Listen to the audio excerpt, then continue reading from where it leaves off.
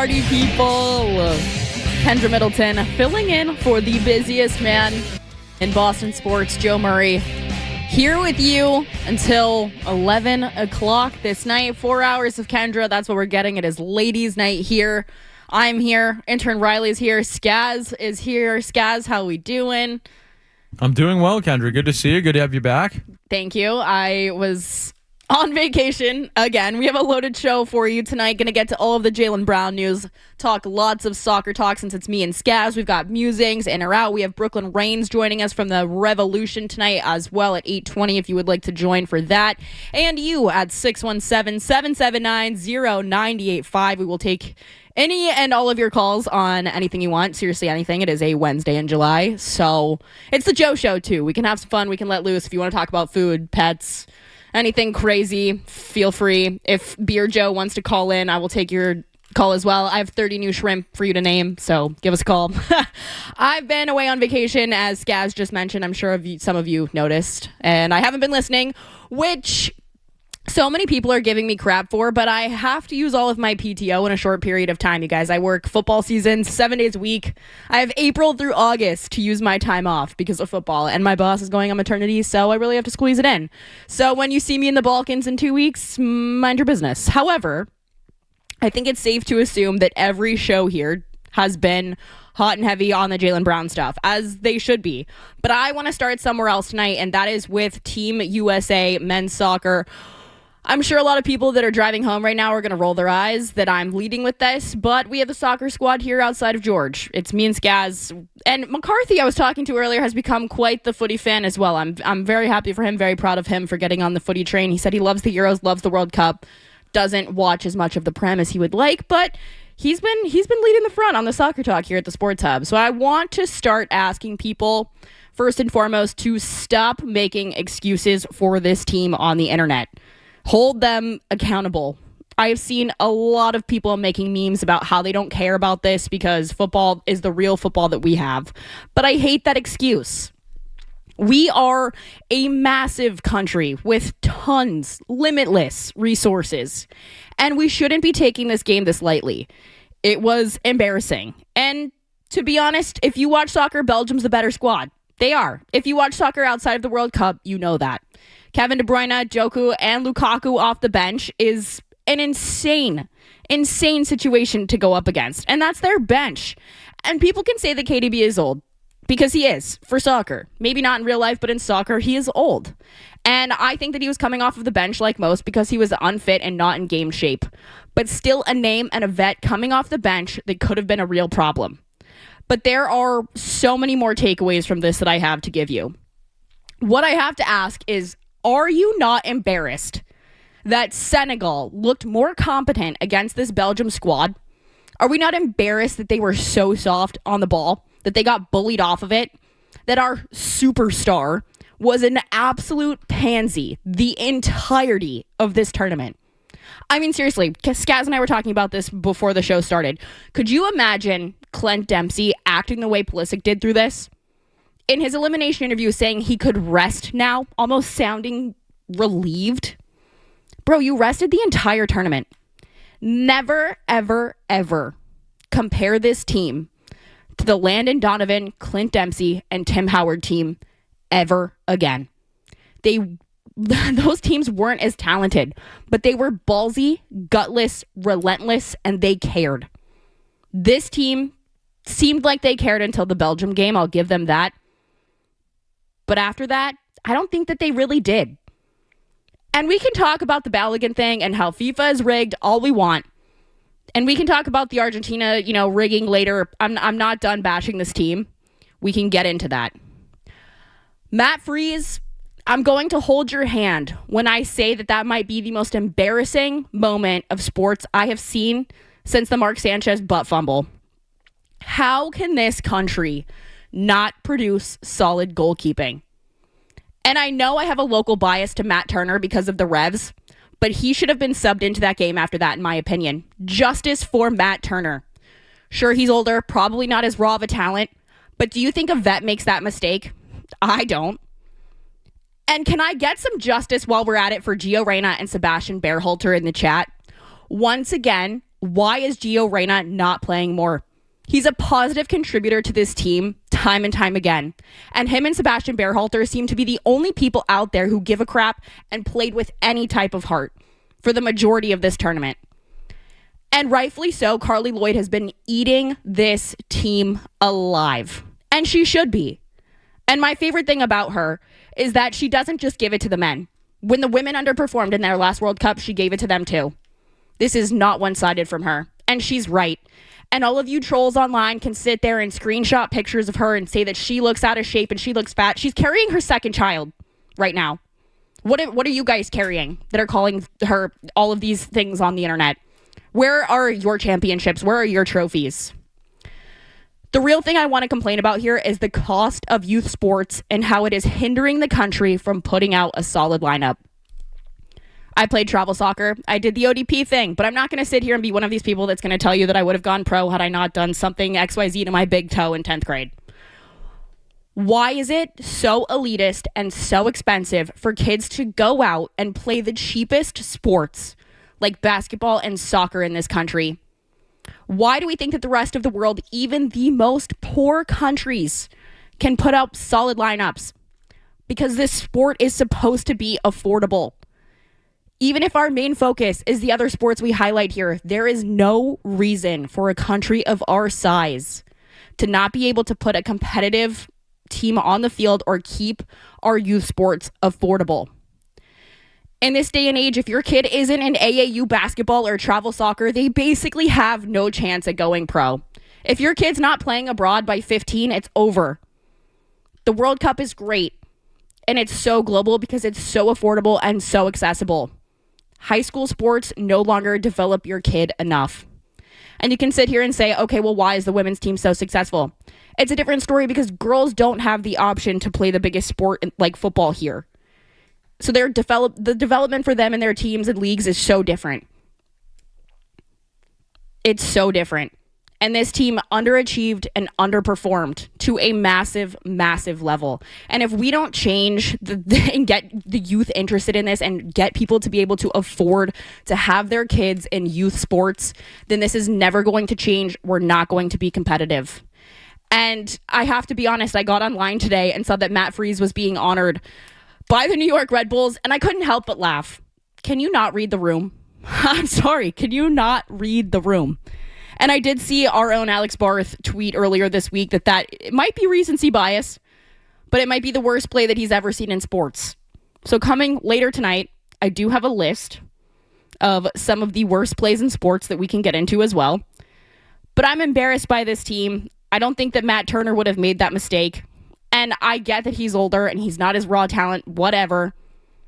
This team should never be compared to Landon Donovan came out and said that he would have died on that field. You would have had to take him out. And Christian Pulisic is kicking the ground, kicking himself, whatever. They're flailing around for fouls. Just soft. This team was so soft, and it was beyond infuriating.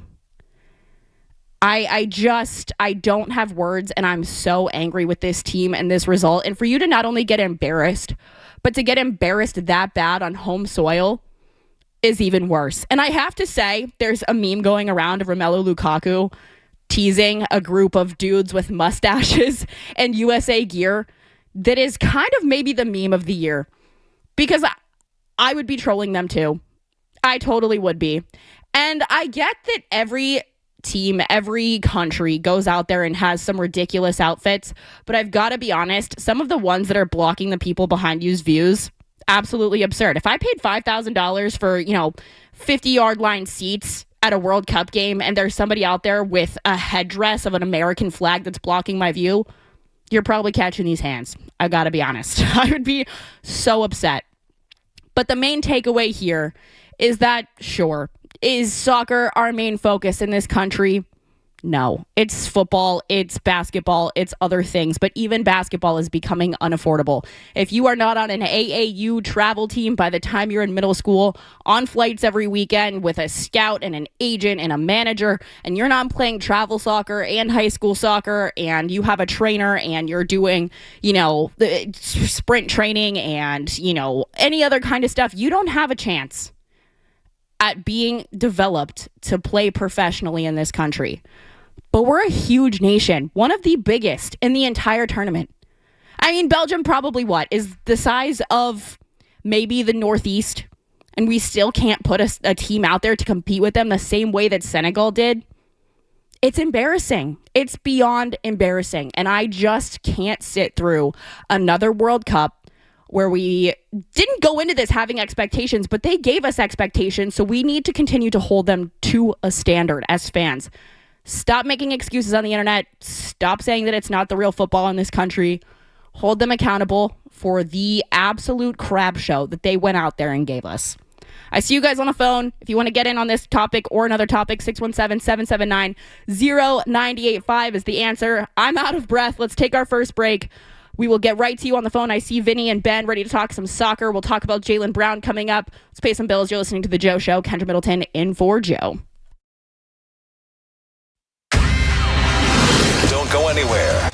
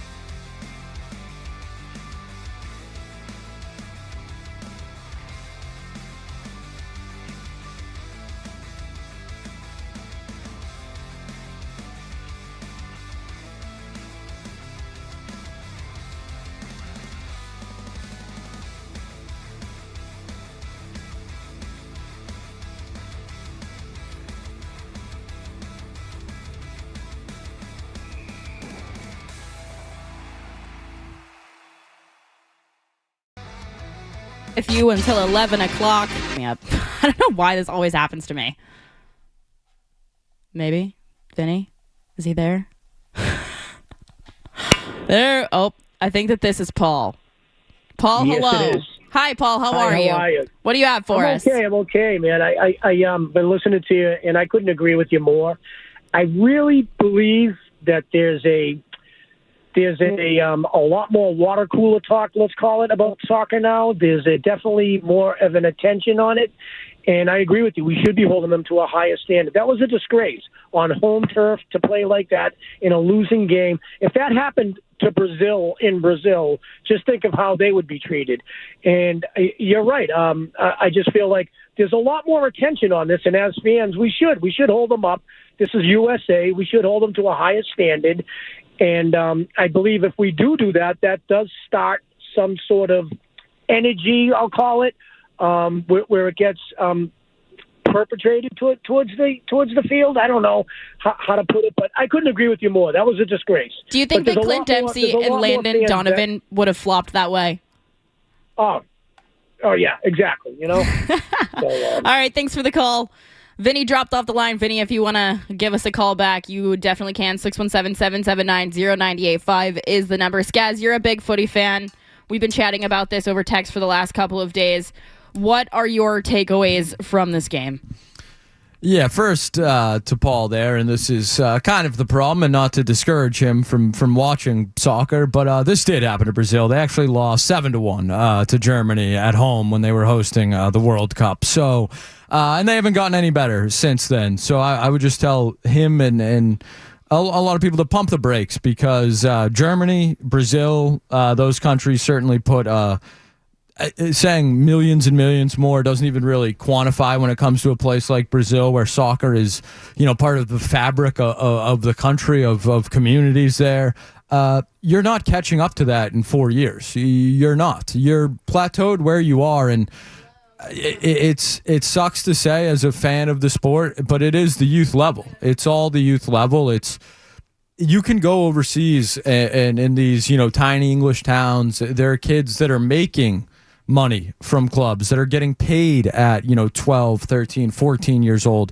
They're making $15,000 a month or whatever it is to play for these clubs. And over here, parents are paying $15,000 every couple months or whatever it may be. Obviously, I'm not a parent, but you couldn't be more right in terms of it starts at the youth level and how it's kind of just in the fabrics of these other countries. And I don't really know how you catch up to that. Certainly, they seem to have gotten closer. There's no argument in the talent that's on the field, but I still think that gap is just kind of an inherent thing that is really hard to close. I don't want to make excuses for them, like I said, but do you think this whole Balogun red card overturn situation was a distraction? I mean, it absolutely could have been. It was, an S show, however you want to look at it. Every other, team in the tournament was like, yeah, what the F is going on here? And we know what it was. Yes, absolutely. And it did you no good either. No offense to Flo Balogun. It wasn't really his fault, but, you use your get out of jail free card for, nothing, basically. Was it a distraction? Yeah, absolutely. How could it not have been a distraction? I want to go to Vinny in the car quickly, but I'm going to tee you up a question because it's been something I've been hot on this week. Last 10 years, let's say last 12, so we can get the last couple World Cups in here. What team has underperformed at a national level the most for you? I have two answers that I think are pretty prominent. Your answers might be different than mine, but I will let you think about that for a second. I'm getting the spinning wheel of death. Can you give me Vinny? Thank you. Hi, Vinny. Hey, what's going on, Kendra? Not much. What's up with you, my man? Not much. You know what? I'm actually glad that Belgium scored that fourth goal, and then Lukaku did the silent signal to the crowd. Yeah. You guys are talking too much. You know what? Because we needed that humility as a country and as a team, and the biggest difference, and we can argue which team was more skilled and better, but the biggest difference is we came out playing like a scared bunch of spoiled, entitled little boys. And Belgium came out playing like men. And that is the biggest difference. It wasn't a tactical thing. It wasn't a skill thing. They came out playing like men. We came out, played like scared little boys, entitled little boys. And it's this group. It's this actual group. Because if you look at the previous World Cup with Christian Pulisic, that was our worst elimination group game as well when we played against Holland. We had no chance against that Dutch team. And the biggest difference between the previous World Cup teams in the past and this group is those guys on those previous World Cup teams, they had to fight and grind to become professional players. These guys, they really didn't. They had hands to them as kids, as 16, 17, 18-year-olds. So, I don't know if it's a fix that's going to happen in the next World Cup, but it's this individual group, and that was the biggest difference. They came out playing like boys. Belgium came out playing like men. And I agree. Thanks, Vinny. I think that's a great call. I agree with his point that the prior squad that we all watched, if you're my age as kids, had to fight for respect. And they played like it. And this team didn't. They came out there and played like a bunch of pansies. And you know what? I will give a point to the, kind of Felgers of the world who love to talk about how the flopping in soccer is not tolerable. And that's the reason that a lot of people don't like to watch the sport. And I agree. And they did a lot of it. Christian Pulisic being one of them. I mean, I'm sorry. That shouldn't have been called a foul when you kind of kicked yourself in your own shin, and for you to lay there and roll around like that. And it's all of them. They lay there and they roll around and they get up and they run away. And it's infuriating. And I don't know how you make it better unless you start punishing people who do that. But it's just going to get worse if you require them to fake an injury to a degree. And I don't know how, as a country, we solve the issue of where we're at right now, because our focus is always going to be on our version of football, the NBA, the MLB, the NHL, whatever. But when it comes time for this, everybody's locked in. And we as a country, regardless of what other sports are ahead of it as far as development or kids wanting to play it, every kid in this country plays soccer at some point. Even if you wind up playing another sport, you play soccer. But it's the development that's the issue. And it's so expensive. And I honestly think that, USA basketball is going to have some regression because of all of this AAU bullcrap. These are supposed to be shirts and skins. You can play it anywhere. You need a $10 ball. And you go to high school and you develop. And that's not how it is anymore. And it's tough. Skaz, I'm still getting the rainbow wheel of death. Can we get John at the airport on soccer? Hello, John. Hey, Kendra, how you doing? I'm well. How are you, my friend? I'm great. Just want to say, love your content. I love when I hear you on the airwaves. Thank you. And appreciate you talking about soccer. While I agree that the sport needs to be more accessible, and it's ChatGPT, so don't check my sources. 4 million kids in the U.S. registered for soccer last year, 300,000 in Belgium. So I think it's less of a access to the sport and more of the way it's perceived. And the fact that you're talking about the flopping, I played soccer growing up. I was good enough or bad enough, however you want to look at it, to sit on the bench in D3 in college. So didn't really do much, but I was there.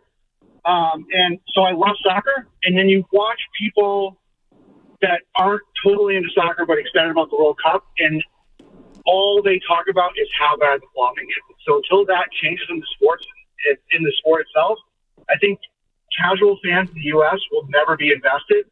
And as a result, kids that can be the great athletes will never have the support they do for football and baseball and basketball. So all right, that's my take on it. Thanks, John. Have a good one.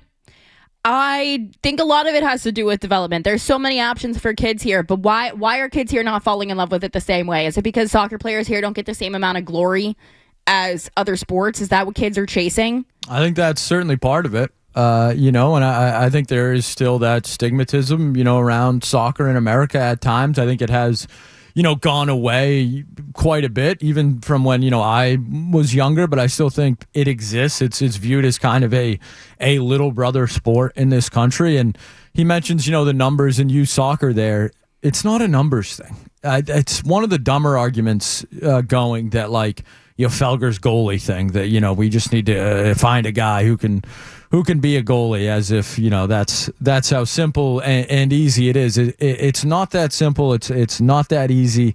Go ahead, look at DK Metcalf. Look at all these guys. Have you seen what Lionel Messi looks like? Yeah. Soccer doesn't have a body type. No, absolutely not. It's like old school baseball or golf almost. Like, hockey doesn't even really have a body type. It's just like that. Yes, like Messi, Holland, like there are guys that are, like if you put Adam Traore next to Messi, you would think Traore is 10 times the soccer player he is.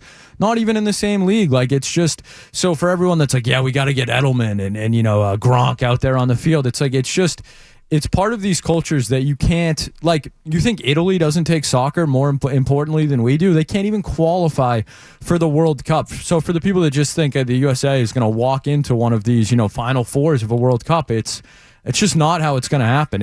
You're still years away from that. You're talking about Messi. I just Googled Josh Kimmich, who plays for Germany. This says he's 5'10". Yeah, maybe. And he is like high heels. 5'7" on a good day. And then you look at Erling Haaland. Soccer has no body type. When they say soccer's for everyone, they're not talking about, the usual stuff like we are here. It's because you can be 5'4" and play soccer, and you can be 6'4" and play soccer. There's so many issues with why we're not developing people in this country. All right, let's go to Ryan in New Hampshire. Hello, Ryan. I can't. Skaz, it's all right. It's spinning wheel of death for me. You're just going to have to keep potting people up. Hello, Ryan. How are you? Good. How are you? I am good, thank you. What do you have for us? So I used to play academy, where it's a feeder program for the MLS teams. You have like the 16s and the 18-year-olds for the MLS teams, and you do get paid like I played against a couple players that got paid when they're 14, 15 to get brought up. But the problem is, like, I agree with you totally. You have to have the money to be able to get to 14, 15, 16 years old to be even eligible for that. And the inner city kids who are the best kids don't get that opportunity. Once you get like above a certain level, then the teams like the MLS teams like the Revolution, etc., will pay you to play for them. But if you don't have the funding, it's $5,000 a year. So Minimum, that's where the problem lies. Yeah, that's where the problem really lies. And it's practiced 5-6 times a week. Can you get a ride there? That's where it gets really challenging. Yep, I agree with you. Thanks so much for calling. It's not as expensive in hockey in the sense that you don't need the same amount of gear and the ice time or whatever, but you're still paying for a field. You're paying for new shin guards. You're paying for balls. You're paying for a trainer. You're paying for cardio. You're paying for your team fees, your travel fees, your hotel fees, all kinds of fees. And it used to just be something where you showed up and you played and you maybe got scouted. And that was that. And it's no longer like that. All right, let's go to Keith in Hampton. Maybe Keith in Hampton. Hi, Keith. How you doing? Hello. Hello. How are you, Kendra? I'm good. How are you, Keith? I've communicated with you a few times on Instagram. You are the girl to end all girls. And I wanted to say to you, yes, I've dabbled in soccer when I was in high school. I was miserable. But I had one moment of almost glory where we were in Seabrook, New Hampshire, and we were playing against, basically our primary opponent, the enemy. And I saw that nobody was moving around. The ball was right there in front of me. The goalie was kind of like a narcoleptic. And I said, oh, my God, I'm going to take a shot. And I did, and I hit the pipes. The ball went to the left. It hit me in the head. I fell to the side. My shoe fell off, and I cut my foot on a clamshell. So I stopped playing. Is that what prevented you from going pro? Well, all right. Yeah, I'll go with that. Yeah. All right. But I just wanted to add, I really honestly, I think the world of you. You are just a joy. I follow you. I am actually one of your subscribers, and thank you for being you. Thanks, Keith. Appreciate it. Call back anytime. Let's go to T in Rhode Island. T, how we doing? Hey, what's up, Kendra and Skaz? I just want to weigh in on this soccer thing, and I'm not going to pretend to be like the expert in soccer, but World Cup, I have a great appreciation for the passion when you look at the rest of the countries and their fans, not only their fans, more particularly their players, how much they care about it. You know, that England-Mexico game, them Mexicans, man, they fought to the very end. You know, it's like to the last second. So you don't see that type of fight in the American players. A lot of them checked out. I think Carly Lloyd was right there.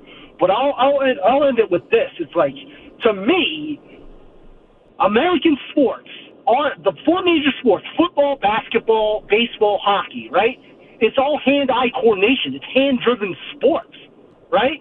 And the rest of the world calls it football. It's football to the rest of the world, but to us it's soccer?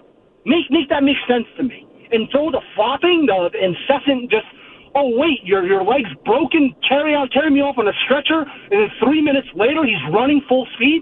Come on, get over yourself. Watch the women play. Watch the women soccer players. They're gladiators out there compared to the men.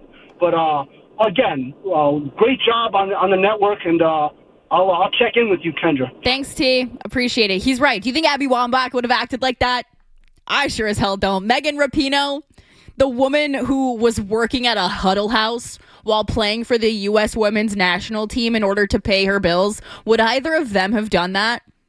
The way the Christian Pulisic acted? No, absolutely not. Their balls were bigger than all of these men's combined. Game in and game out. Skaz, a couple minutes ago I asked you what team you think has underperformed in the World Cup in the last, let's say, 15 years.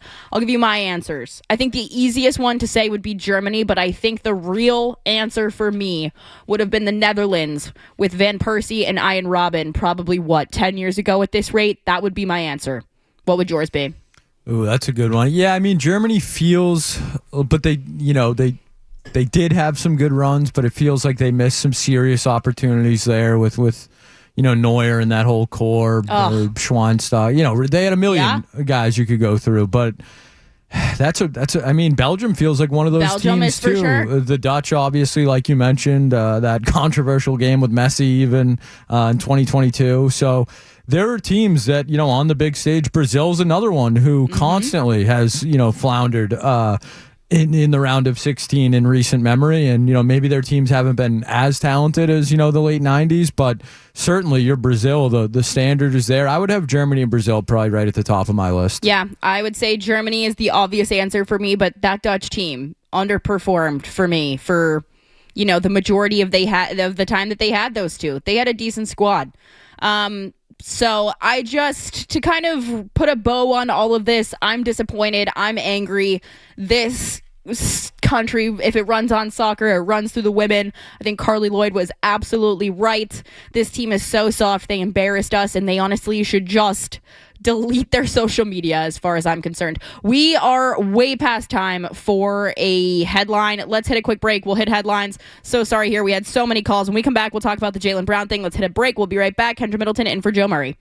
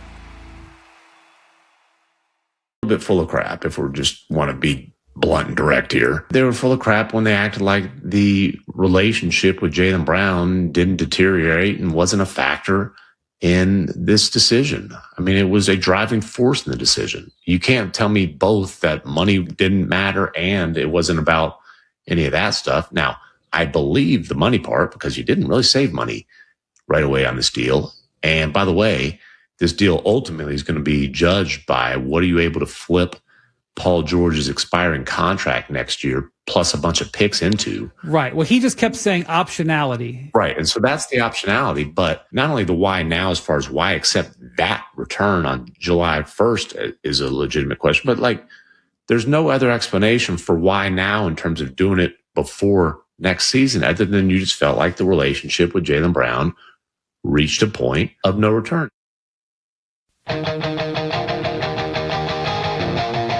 All right, welcome back to the Joe Show. No Joe Murray this evening. Kendra Middleton here with you. I tease that I want to talk about the Jaylen Brown stuff because I think I have a unique perspective that it may, I mean, like I said, I've been on vacation. I don't know what everybody's been saying here, but I want to get through some of these calls before we get to that because we could talk about this whole situation all night long. So let's go to Dan on the cost of youth soccer in the car. Hello, Dan. Welcome to the Joe Show. Good evening, Kendra. Hey, first, I just want to thank you.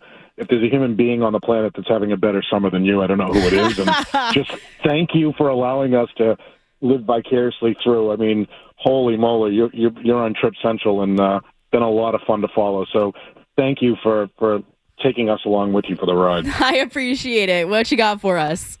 So, I was speaking to a colleague of mine today who has a daughter who's on one of the better girls 14-year-old club teams in the United States. She's leaving tomorrow to take her daughter to a national tournament in Seattle.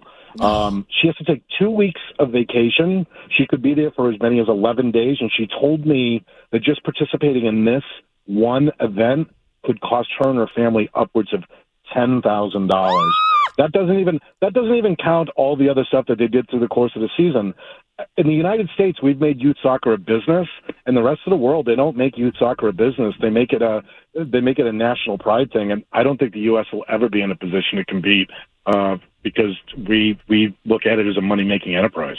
I totally agree, Dan. Thanks for the call. First of all, that was everyone's free birth control who is childless for the day. If you would like to keep your PTO and an extra, maybe, I don't know, $30,000 a year in your pocket just from sports, not including food and diapers and all the other crap the kids require. That was Dan. You can say thank you, Dan, out loud right now in your car or wherever you're listening from. And it's not just the cost of everything, like time, effort, emotions, all of this stuff that you invest in this as a parent.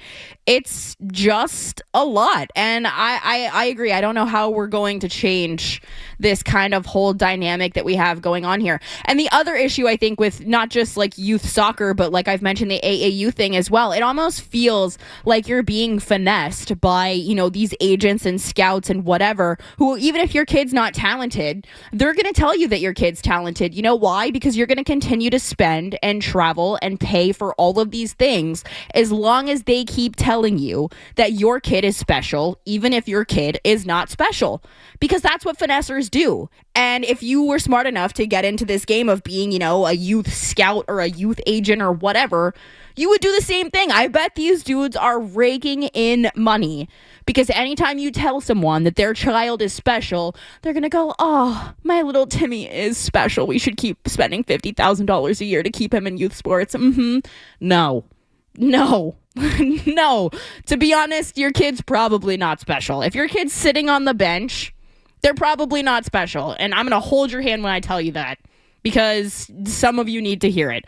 All right, I think that I just made an announcement to the entire city of Boston that the Fleet is moving to Agganis Arena. And if you heard that from me, you should be following the Boston Fleet on all social media and supporting them and their games. They have the best environment in all of the city for games because it's just an inclusive environment. It's super fun. People care. And I got to be honest, they're the most likely team to bring you a championship in the next couple of years. So let's go to JT in Worcester, who wants to talk about the Boston Fleet. Hello, my friend.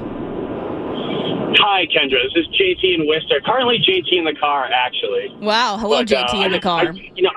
I just wanted to thank you so much for your social media. Like, you're the best follow that's out there.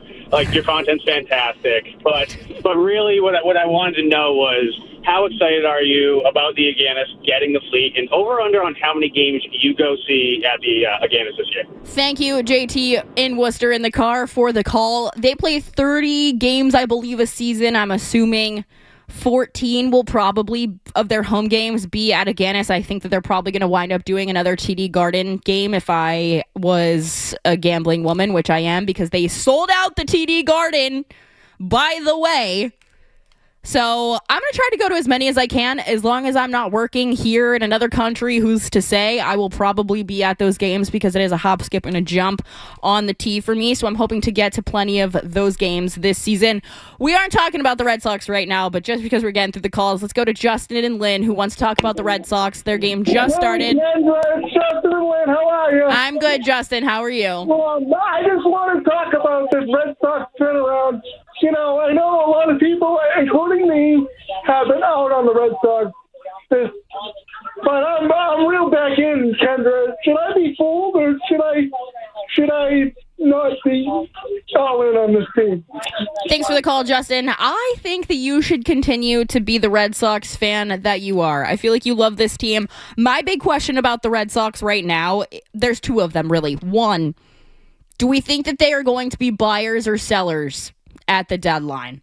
That's my big question, because if I know John Henry the way that I think I know John Henry, with the World Cup going on, he probably wants some more money for Liverpool for some of these guys that are showing up and showing out right now in this tournament.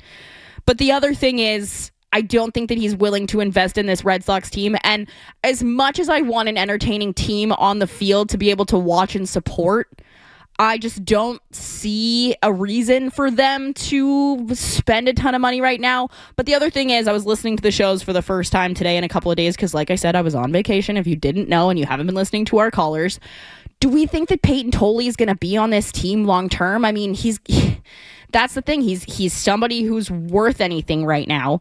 At the deadline, are you guys going to freak out if he's someone who's on this chopping block? Do you want them to be buyers? Do you want them to be sellers?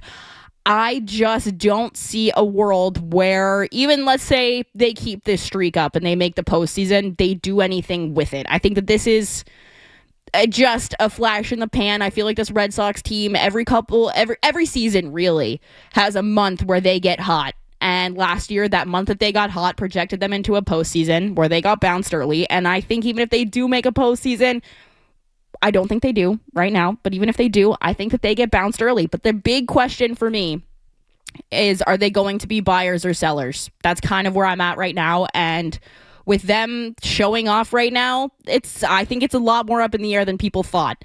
And the other question is, are they better without Roman Anthony and Marcelo Meyer? Are those two holding them back? Because it kind of seems like it. And it doesn't seem like the news about those two is getting any better by the day.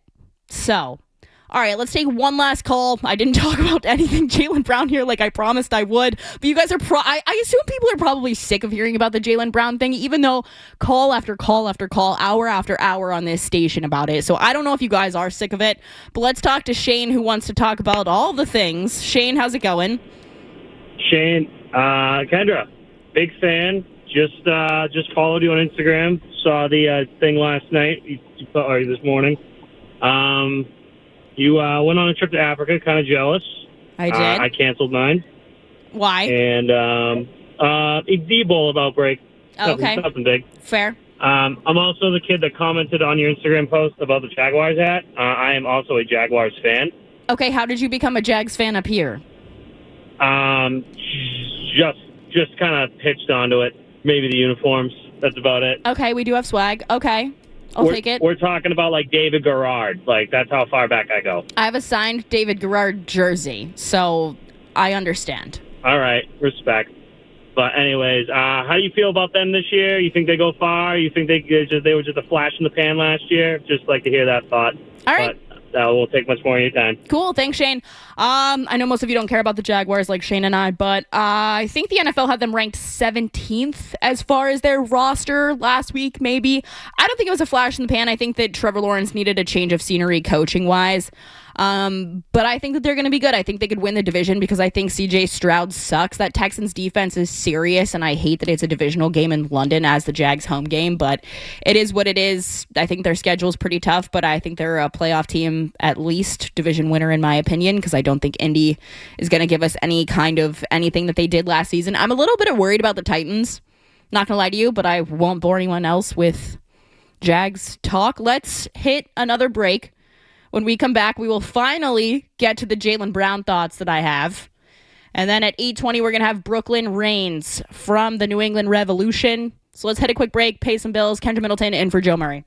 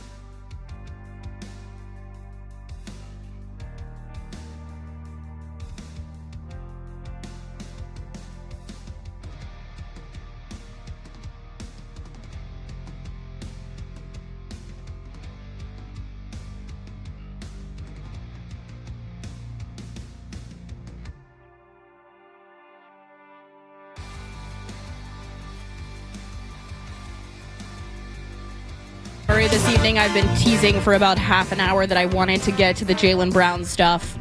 Like I said, I don't know if you guys are tired of talking about this or not yet, because it's been a week now that it's just been hour in and hour out of Jaylen Brown stuff. But you guys keep calling into all the other shows, and I think that I have some new points to make about it. But before we went to break, we played some sound. I want to talk about how the career for these two has been pitting them against one another and comparing the two of them, and it's no different now.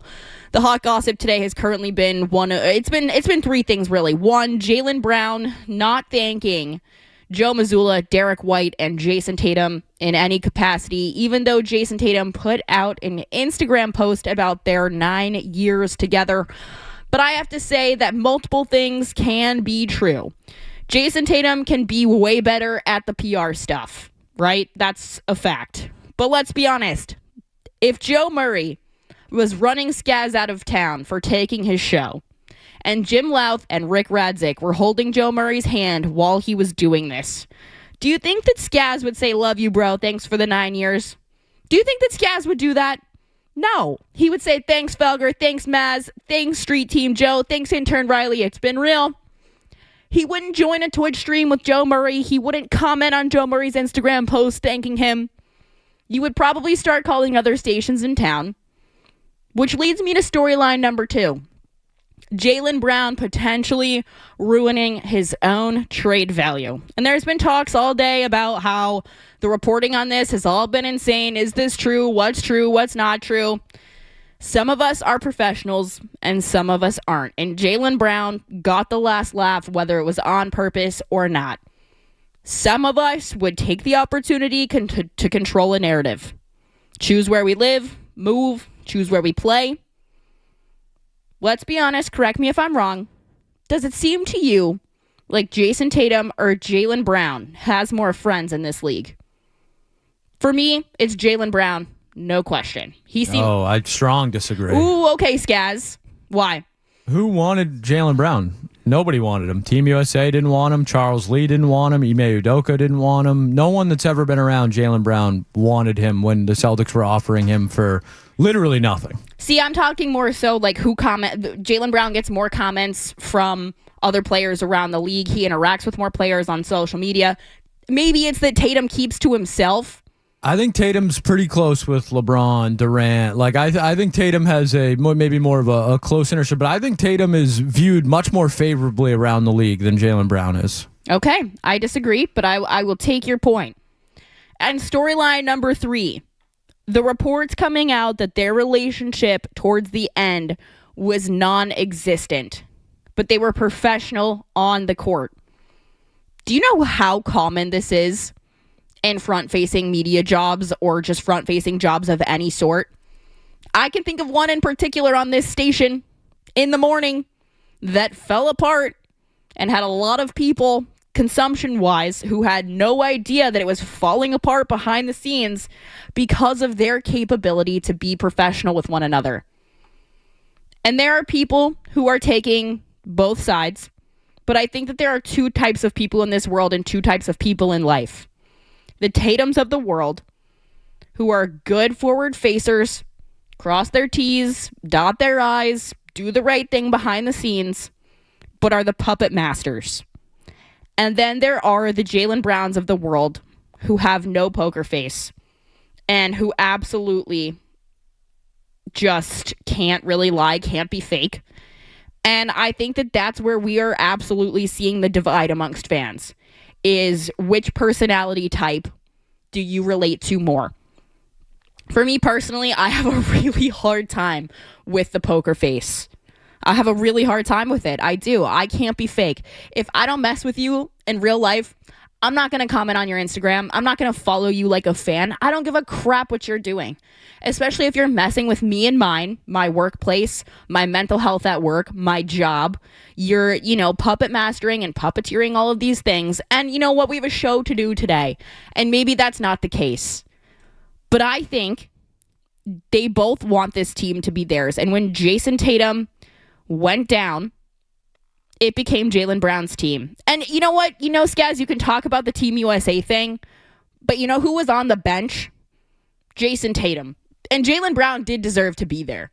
He did. That was one of the biggest snubs in sports history, in my opinion. They brought Derek White, not Jaylen Brown. I know. And the Celtics kept Derek White, not Jaylen Brown. I don't think those things are mutually exclusive. Do you think that maybe points to the fact, if you want to talk about the fact that Tatum's close with LeBron and those guys, Tatum behind the scenes was maybe doing this puppeteering thing of, hey, he wants this to be his team. It's my team. Don't put him on this team. We can have Derek White, though, which goes to show why Jaylen Brown did not thank Derek White, because Derek White and Joe Mazzulla are holding his hands in that corner. Yeah, I think, anything is possible when it comes to this, but I think this was a Brad Stevens move. I think this was Brad Stevens number 1. I think Brad Stevens wanted Jaylen Brown out of here. I think that Brad was probably bound and gagged and thrown in a dark room through all of this. I think that's what Brad wants Celtics fans to think. I think that's the best possible public perception Celtics fans could have of Brad in this move, is that he was almost forced to do it. But I think deep down, Brad Stevens did not want you. I don't think Brad Stevens thinks Jaylen Brown is good at basketball. I don't think the Celtics front office, their management, thinks Jaylen Brown is a good basketball player.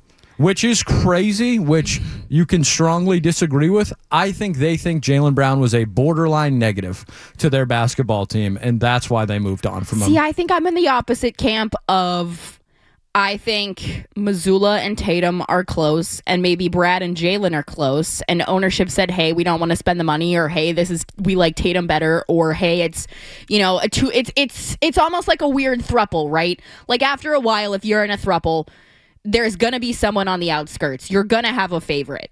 And I think in this throuple, it became, hey, we're either getting rid of, we're getting rid of both of them or we're going to get rid of Jalen. Yeah, and I think, it should be Tatum's team. I think the best thing that ever happened to Jaylen Brown is being on a team with Jason Tatum. I think the best thing that ever happened for people's perception of Jaylen Brown, the basketball player, is playing with Jason Tatum. Jason Tatum, 5-time first-team All-NBA. Jaylen Brown's never done that once, I don't believe. He was 6th in MVP voting this year. He wasn't even a finalist. It's not an insult to Jaylen Brown.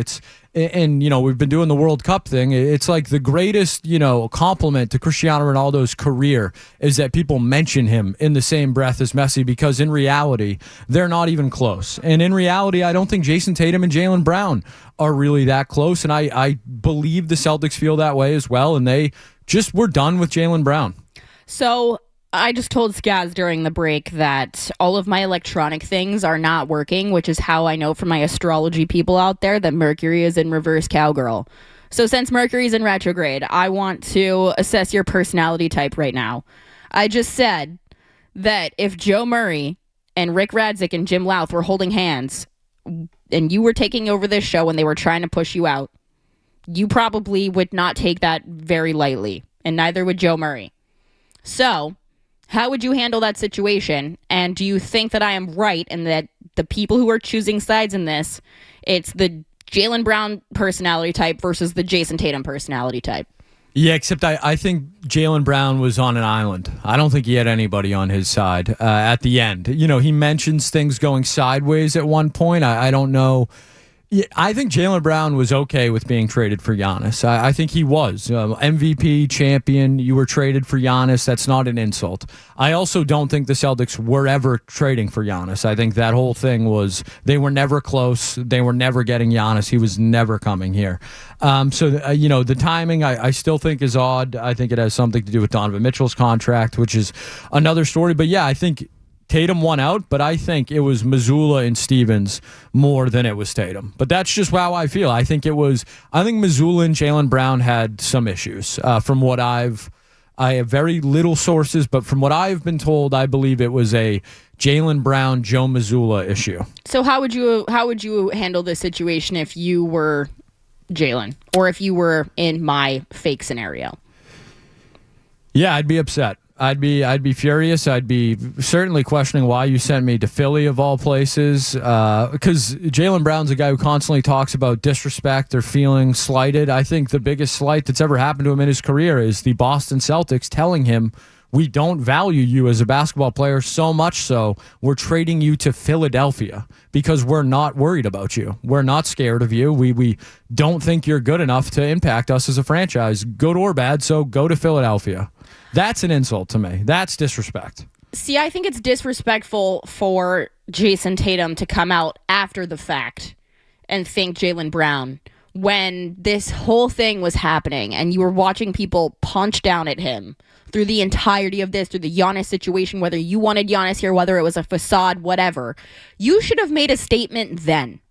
Any of these prior big two, big three, whoever, could you have seen Shaquille O'Neal going through this and Kobe Bryant not putting out a statement in his honor or in his favor? Yes, they did not like each other. But still, But LeBron never put out a statement for anybody, or Steph never put out a statement. I don't think that's on Jason Tatum. I don't think they're comparable because the situations aren't the same. Yeah, but it was Tom Brady supposed to put out statements for Gronk when he was in trade rumors? We didn't expect that of him. That's a good point. That's true. I just think that Jason Tatum had the entirety of this time if he wanted to say something or advocate for him. Don't do it after. And I think that's the thing, though. He had all that time, and I think his silence was probably him saying something.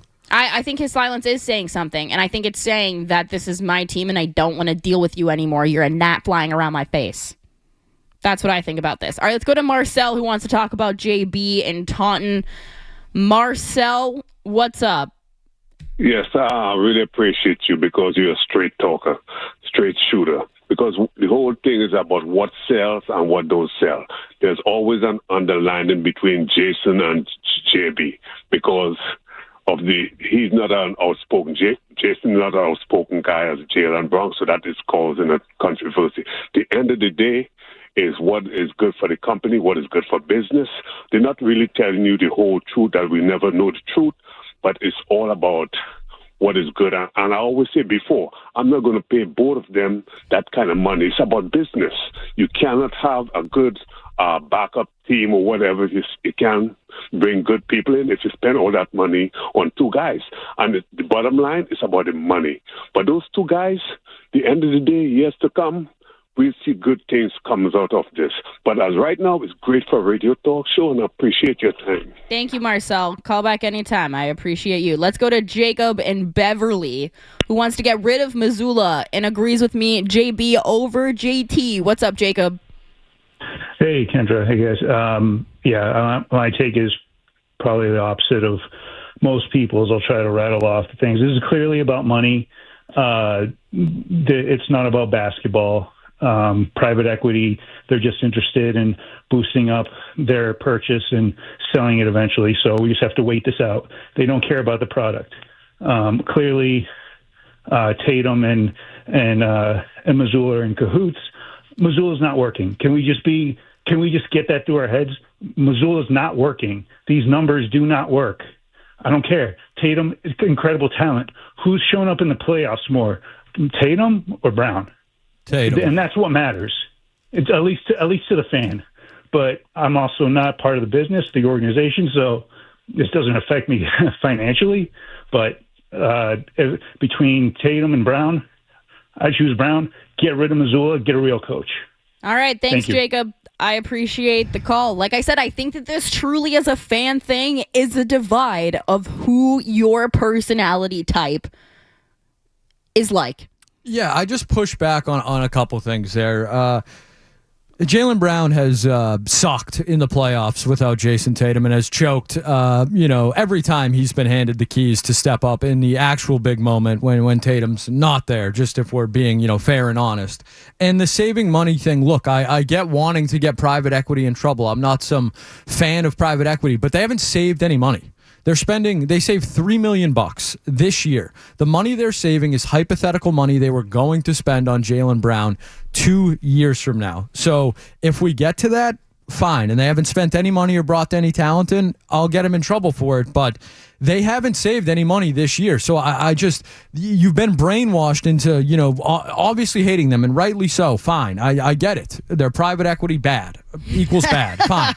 But they haven't saved any money yet. They're still paying Paul George what they would have been paying Jaylen Brown. It's a $3 million difference. And he's old. And he's old. So if you want to be mad about that, fine. But they're not saving money. Not yet. I just think that this whole thing is like everybody else. It just keeps getting worse. It just keeps getting worse. All right, let's hit a quick break. When we come back, we're going to have Brooklyn Reigns from the New England Revolution to talk about the Revs, talk about the World Cup. If you want to get in on the show, 617-779-0985. We'll take your calls on anything. Like I said, if you want to talk sports, you want to talk food, you want to talk pets, anything you want, give us a call. Kendra Middleton in for Joe Murray.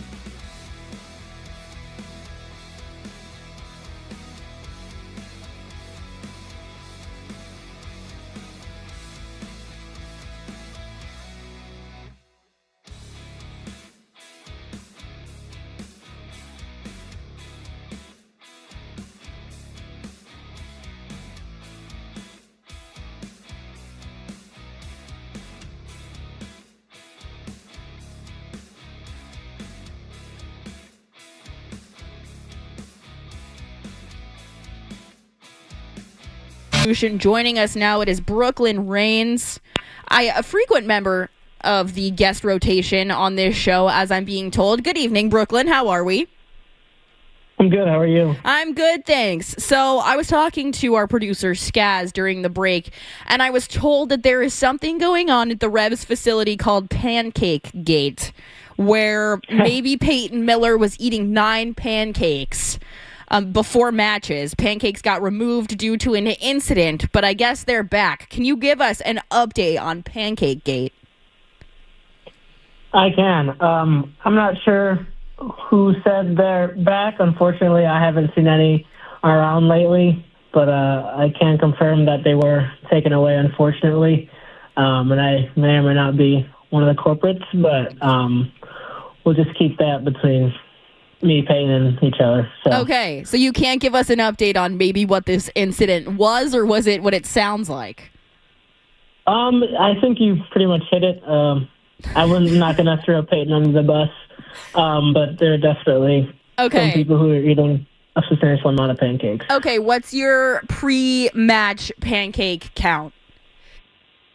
Mine is probably 4. That's kind of where I draw the line. Okay. Nothing more than that. Okay, what do you think is too many? Like, what's a disgusting amount of pre-pitch pancakes? I mean, 6 and over, I think, is...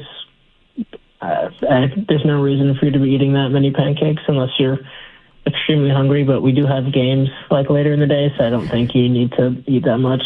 Okay, final pancake question before we talk about the World Cup. What's your favorite out of pancakes, waffles, and French toast? I'm actually a waffle person. Yes, Brooklyn! Yeah. One of my favorite places is Waffle House. Me too! It's my death row meal. Yeah. Okay, what's your all-star special order? I'd probably go blueberry pancakes. Blueberry waffles, excuse me. Double hash browns, smothered and covered. Yes. And then I usually go for ham. Okay, that's a spicy take. Yeah, and then probably, I think that's about it, to be honest. Just those 3 things. Okay. Yeah. Brooklyn Rains, certified ball knower. All right, let's talk about the World Cup. What has been your biggest takeaway from the U.S. men's national team? Do you think that they underperformed? Have you had any favorite moments? What's kind of just off the bat your assessment of the U.S. men's trip to the World Cup? Yeah, I mean, for me, obviously, as a youth national team player, like, it's really been enjoyable to watch kind of who I'm trying to kind of look up to in a way, but also get to where they are. On the men's national team, obviously everyone would have loved to see them go further. But, I mean, for me, I think there's still a lot to be excited about. Even, like, the talent pool, like, as it continues to grow, there's, like, also a lot of younger players that are, like, gaining valuable, say, experience at the highest level. But yeah, it's just kind of unfortunate how the Belgium game went. I was really hoping we'd pull through. But, I mean, again, I think for all the guys there, it's definitely one of the greatest honors you can have to play the World Cup and represent your country. So, yeah, in the end, I would have loved us to go further. But, again, still a lot to be happy about. How cool is it to have a teammate like Matt Turner representing his country in the World Cup and playing with him? And what have you learned playing with him? Yeah, Turner, he's really cool. Kind of just seeing someone reach that level, it's kind of like, I'd say, motivating, because it shows like how much is possible and like how high the ceiling is. And yeah, he's a great professional. He's a great teammate, and you can kind of just learn a lot just by watching how he, I'd say, prepares every day. And then everyone obviously back here was really happy to see him on the stage again. So yeah, for me, he's a really influential person both on and off the field. If you ever need anything, like, he's always a guy you can go speak to, and I've definitely learned a lot from him. Are you in the camp that this is France's World Cup to lose, or do you have another favorite? I have, I'd say, 2 favorites. I'd say Norway, just because I'd say they're kind of an underdog, because I feel everyone goes for like Argentina and France and Spain. But I kind of want, like, maybe a team people are not talking about as much. So I'd say Norway, and then I'd say also England, just because I've heard a lot of people say it's coming home. So hopefully that's true for this World Cup. Who do you think is going to wind up taking home the Golden Boot? Ooh, that's a tough one. I mean, Messi scores every game, so it's probably him, to be honest. But I mean, if somehow neither of them make it to the final, which to be honest, I'm not really sure that's not going to happen. I feel like it's going to be another Argentina-France final, but I'd probably say Holland. Okay. I want to talk about the Revs in a second, but my final World Cup question for you. Has there been a team that's been an underdog or a surprise that you've enjoyed watching the most? Or even a player? I would take that as well. A team, I would say I've been, impressed by a few teams that maybe people weren't talking about before the tournament, but I'd say Cape Verde, just because how far they've made it in the World Cup, and I think being their first ever World Cup. And also there's, I think, two, or at least I've played against both of them, two MLS guys that play on that team. So I think that was just kind of cool to see them go out there, represent their home country. But yeah, I'd say Cape Verde. Okay, great answer. The city of Brockton is cheering right now. How has the time off around the World Cup break been for you and the team, and how has been getting back into action with some friendly matches and a game tomorrow in Philadelphia been? Yeah, it's been pretty good. I think everyone's had a really good break. Kind of just gave us a chance to kind of recover physically and then also reset mentally. And then obviously for, I think, majority of the time people spent probably with their family before coming back. But now since we're all back, I think it's just about, continuing to build our rhythm. And again, these friendlies are matches that are like a great opportunity, I'd say, to sharpen things up, continue to learn from what I think the staff want from us, and then just making sure we're ready for the second half of the season. Did you do anything fun with the break? I did. I actually went to Alaska with my family. Wow. So it's actually, yeah. So fun fact, I've visited or driven through all 50 states, but before I'd never been to Alaska. So during the break was the only time I could get my mom and all my siblings together to kind of just hit that 50th state. So. That's awesome. That's really cool. I know that you are not a New England native. What's it like living here? Are there any culture shocks that you've had? Any good restaurants that you like?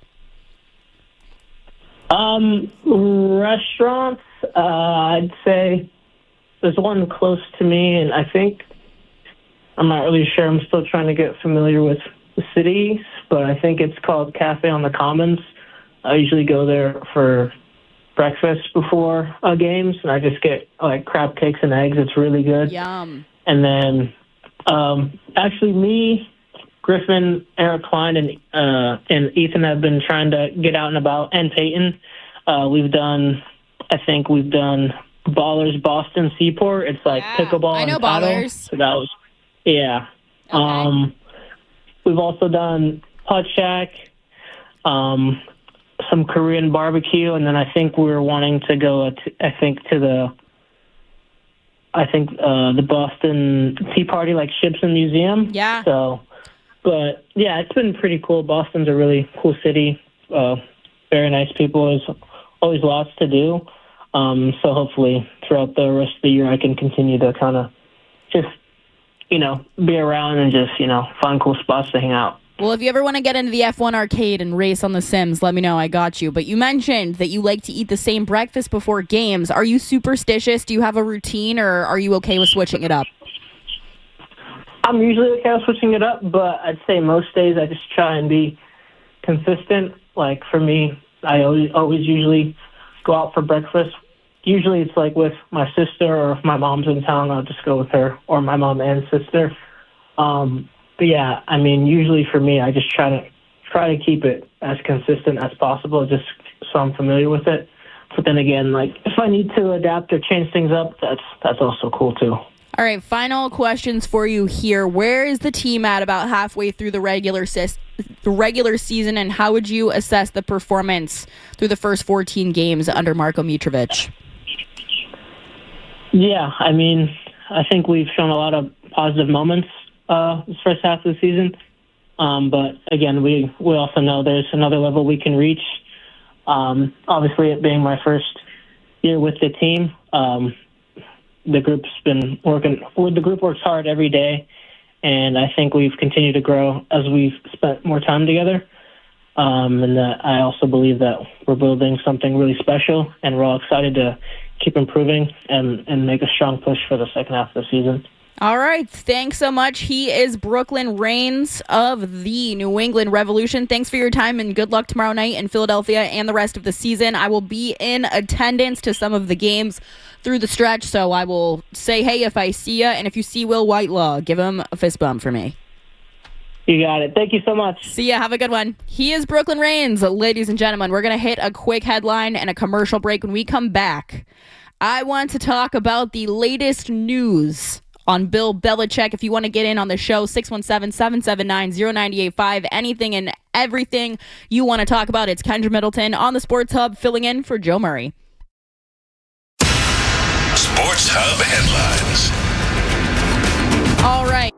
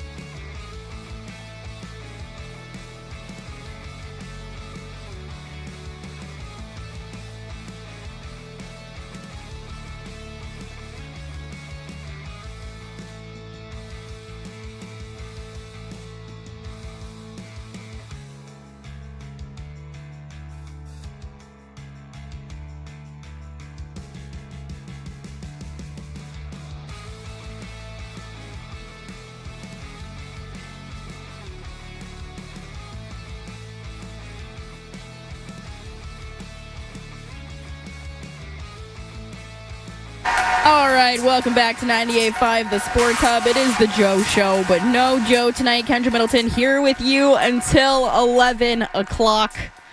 I can't get over Pancake Gate. 9 pancakes before a match is insane. I'm trying to sit here and think of how many pancakes I could eat realistically in one sitting. And it depends on the size of the pancake, obviously, but I think 3. I'm not a huge sweet food person. I'm definitely a savory food person, and it's the Joe Show, so we're obviously going to talk about food. But I think, truly, it is 3. Skaz, how many pancakes do you think you could eat? Yeah, 4. 4? Yeah. We may have a man on hold, though, who could eat 5, 6 pancakes. Yes. Okay, I did tease that I wanted to talk about Belichick here, but I got a text from one of my favorite members of the Sports Hub, and it is Bird. Can we get Bird on the line, please? Hello, Bird. Hello. Hi. Hi.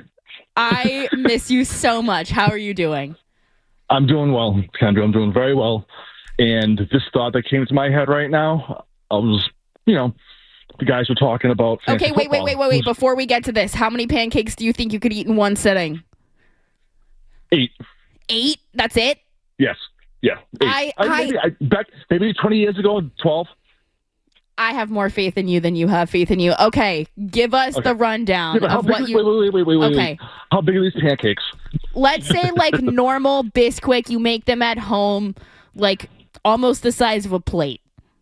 Okay, 15. Okay, wow, you doubled that quick. I'll take it. Okay, you texted me something I think is quite intriguing. It's almost fantasy football season, and obviously the big question this time of year is how are you going to decide your fantasy football order, and what is the punishment for your loser going to be? So what did you text me, Bird? I texted you in my fantasy chat. My buddy made a chat GPT of the fantasy football draft. In one of them, I was the number one. I got the number 1 pick. Like, oh, all right, cool, whatever. And then my other friends got first, and all these numbers, and we're going back and forth with it. As I said, I'm like, I'm not a fan of this. This is just pure laziness. I want like a human to pick out of a hat, or have their grandmother pick out of a hat, or something. Just get creative. Be creative with it. You know what I mean? Make it fun. That's all I'm saying. Okay, and what's your solution?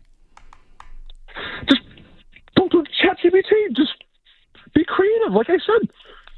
Pick out a hat. Have a celebrity. Like my one year we had a celebrity pick our draft order. I forget the guy's name. Some comedian. Okay, so you texted me and asked, is it okay for ChatGPT to pick your fantasy football draft order? And I know people like to get creative with this, but Skaz, you can chime in on this too. I'm going to say yes, because it's not going to give anybody any preferential treatment. But I feel like in order for it to not give the person asking preferential treatment, you can't do it by name. You have to do it by their team name the year prior. Okay. I think that's the only way to do it, because I feel like the robots are like kind of starting to get to know us, because they give you answers based off of like your preferences of answers or, questions you've asked it prior. So I feel like it just has to be by your fantasy team name the year prior. Skaz, would you incorporate ChatGPT into your fantasy football? I'm pretty out on AI. Me too.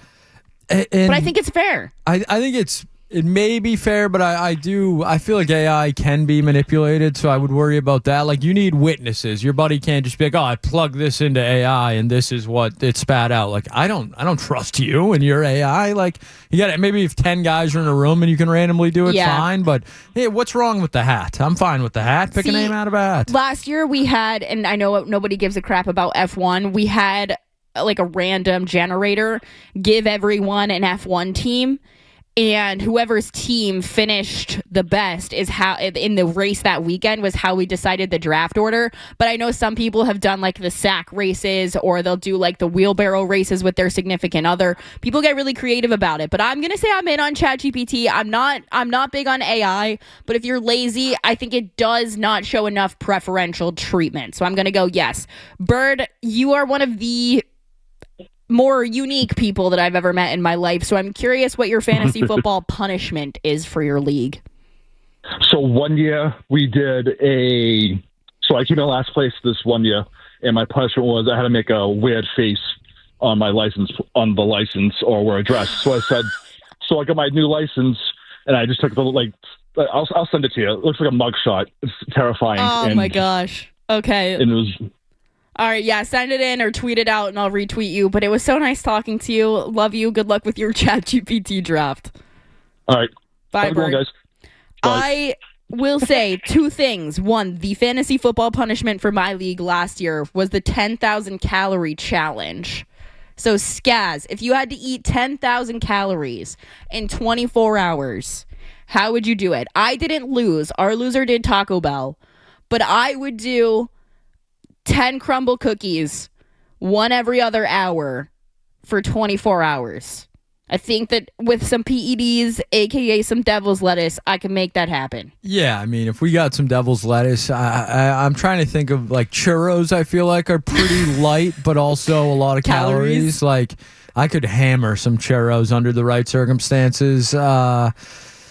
Like ice cream, is that like I could do, like, a couple milkshakes, but then after one or two of those, you're I feel really like you got to asking do a lot of soda.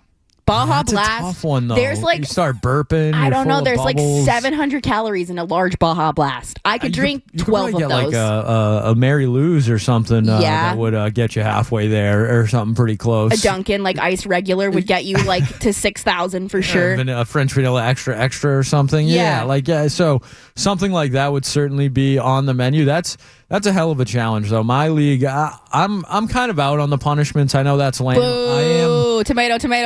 I am in a league with pretty harsh punishments. I think in most recent years, it's been a calendar, like a sexy calendar shoot. My brother had to do Nice. it I love recently, a couple years ago. So, yeah, that's always, it's kind of fun. Everyone gets involved. You bring props to the draft or whatever, make them do it at the draft. I do like the license, though, because it's kind of like a long, your license doesn't expire for like, 5-10 years, whatever. Would you accidentally lose it? You could do that too. Lose it. That's not a bad move. I think that I would accidentally lose it because my license photo is the best photo I've ever taken in my entire life. I'm going to milk this thing for as long as possible. You do feel like someone who would take pride in that. I'm going to show you my license during the break. You will never see a better photo of me ever. How's the passport pic? The passport pic, I look like a sexy murderer. Like, it honestly looks like a sexy, like one of those like hot mug shots. Yes, I follow that account on Instagram. Shotties or whatever it is. Yes, yeah. Mugs Hotties. It's so good. If you want to call in and tell us how you determine your fantasy football order, what your punishment is, any of those things, I will take those calls for some inspiration. 617-779-0985. I also will say I'm not a celebrity by any means, but if you would like to have me read or choose your fantasy football draft order, I am open for business. I don't want any money. My only ask is that if I make the video and do it for you, I post a link for local teachers and their school supplies lists every year. I just ask that you buy something for one of the teachers off the school supply list once that comes out. So if that's something that you would like to have me do, you can email me or, tweet me, Instagram, DM me, any of those things. Happy to do so in exchange for some charitable work.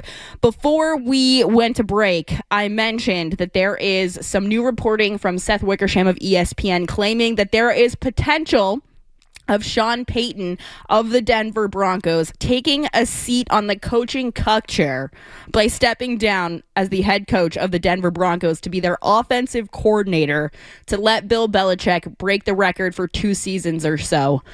The afternoon show had some kind of differing opinions on this. Barth taking the side that Belichick would never, because it would ruin his legacy, which he got shamed for. And McCarthy and Felger taking the side that he absolutely would do this. And to that, I have to say I am more in the camp that, to me, this is hard to believe from the Sean Payton side of this. He's kind of a diva.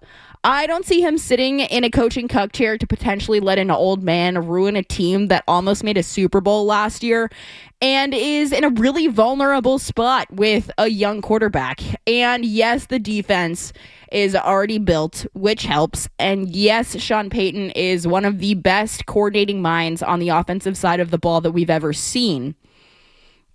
And he's a quarterback whisperer. We have to consider that here as well. But Bo Nix is the type of player who only functions with a coach who will hold his hand. That's why he wasn't successful at Auburn. and he was at Oregon. He needed the perfect situation with a coach like Dan Lanning to be successful. And Sean will get on his knees to do that for him. Let alone when you mix in the fact that I don't think the postseason drop-off, speaking of vulnerability, was that significant between his game and Jarrett Stidham's.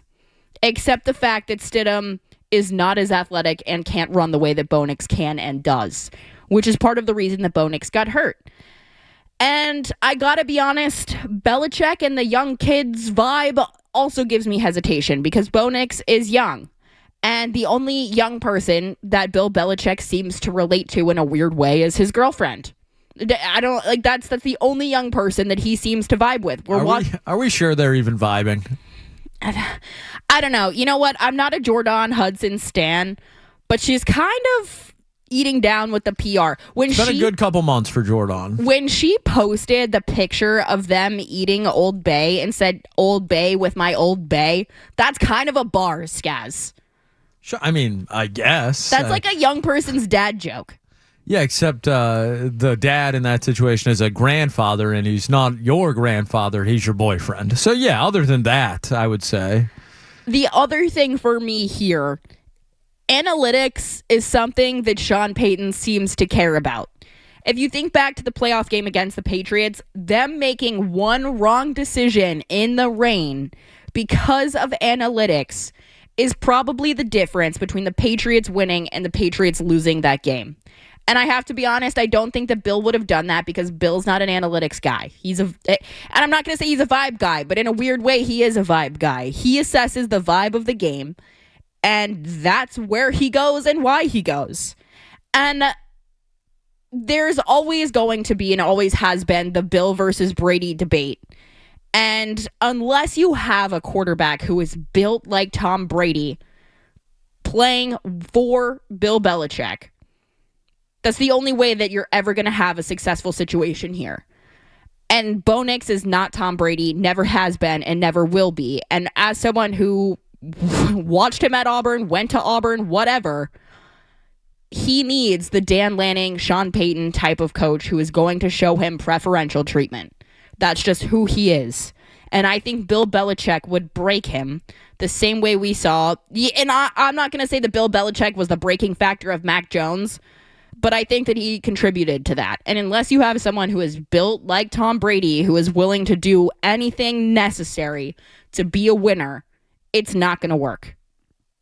And I don't think that this is a reality. Because Skaz, would you want to sit in a cuck chair? No. Absolutely not. I don't think so. I mean, I'm a man who says I'll try anything once, but I think I'd pass on that opportunity. I don't think Sean Payton wants to sit in a cuck chair either. He doesn't give me that energy. He's a diva, but he's not a cuck. He's certainly a diva and a lot of other things, but simping for Bill Belichick, even for him, seems low. I just don't see that happening. Why would he do that? They're in such a good place. I didn't even know they were boys like that. Did you know that? No, not really either, which is, kind of an odd thing. And then Jared Stidham's just got to be like, oh, here comes Bill again. Here comes this guy. Thought I got away from this guy. It almost feels like with the way that everything went for Bill, he'd probably be like, yeah, Bill, get on the bench. We're going with Jarrett. Like, that's the vibe that I'm getting Zach here. Wilson out there, too. He could start Zach Wilson if he wanted to, I think, you know what? I'm not going to give Bill a lot of credit, but I'm going to say that he would go with one of those two over Zach Wilson, despite where he's at in his career. I'm really going to throw that out there. All right, let's talk to Justin, who wants to talk about fantasy football punishment in LOL. Hello, Justin. Howdy, how's it going? Good, how are you? Good. So not this season, the season prior, I came in last place, and the punishment for that year, you had to go to a track, and somebody from the league mates, like one of the league mates, had to come record it for like the group chat. You had to go do like 4 or 5 laps, like the beer mile, and somebody would hand you the beer and keep chugging it until the final. And yeah, that was not good. August, the heat. That was not good. Okay, I like it. Thank you for the call. I have seen Oh, oops, I hung up on him. My bad. You can call us back if you would like. I have seen this trend going online right now of guys who are doing like a 10-10-10 challenge where you drink 10 beers, eat 10 hot dogs, and run 10 miles in 10 hours. That might not be bad. That feels pretty doable, actually. 10-10, like that's, I think. But you can't walk, and you can take breaks in the miles. I think I would do beer, hot dog, mile, beer, hot dog, mile, beer, hot dog, mile, because then you're kind of like burning the energy that you're consuming. And I feel like you'd be so drunk by the end that you wouldn't even know that you're running. I think just give me the 10 miles off rip. And you then could run 10 miles off rip.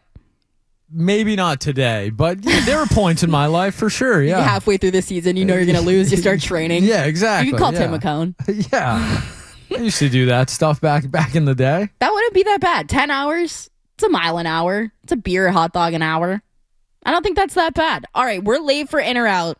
So let's hit a break, hit a headline, and then we'll do in or out when we come back. If you want to get in on the show, anything and everything you want, 617-779-0985 is the phone number. It's Kendra Middleton in for Joe Murray.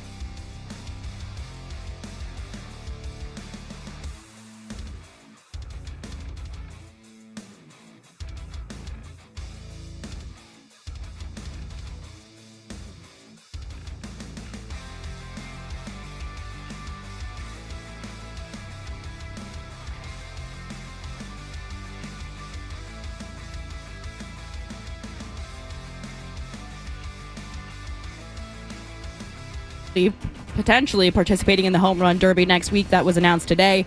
And Justin Verlander with an announcement of his own. He will be retiring at the end of the season. No World Cup action today, but it continues tomorrow with France and Morocco at Gillette Stadium at 4 o'clock. Other matchups include Spain taking on Belgium Friday, Norway taking on England on Saturday, and Argentina and Switzerland also on Saturday.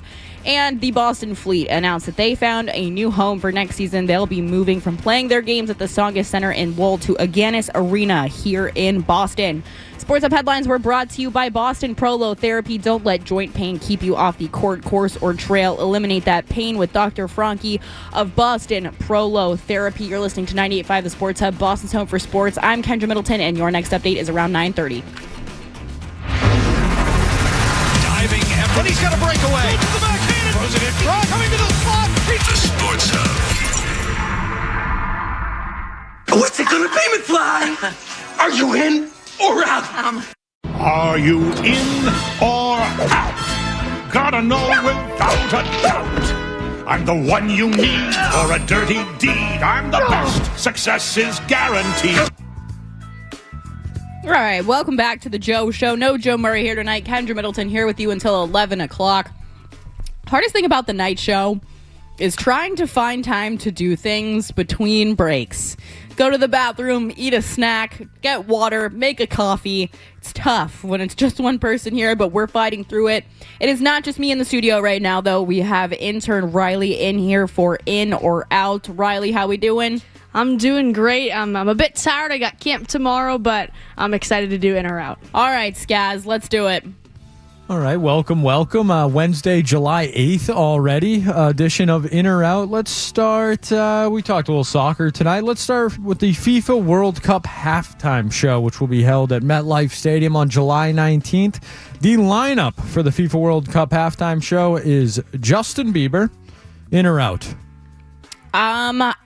Are we talking about In or Out on Justin Bieber, or like there being a halftime show for the World Cup? All right, let's start there. In or Out on there being a halftime show in general at the World Cup? I'm out. I think I get why there's a big production for the Super Bowl, because you can kind of have a little bit more time.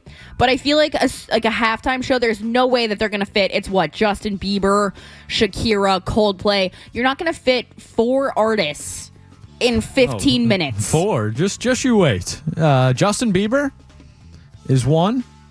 Shakira, Madonna, Coldplay, BTS, Burna Boy, Gustavo Dudamel, who is, I believe, the Los Angeles Philharmonic, and then PS22 Chorus. I would imagine it is a school of some sort in New York. How are they going to do all of that? Is it really 15 minutes? Yeah. It's supposed to be. Yeah, no way. People are going to cramp. Someone's going to tear something. It's MetLife. No one's ever gotten hurt on that field before. Is someone going to, pregame Plaxico Burress themselves?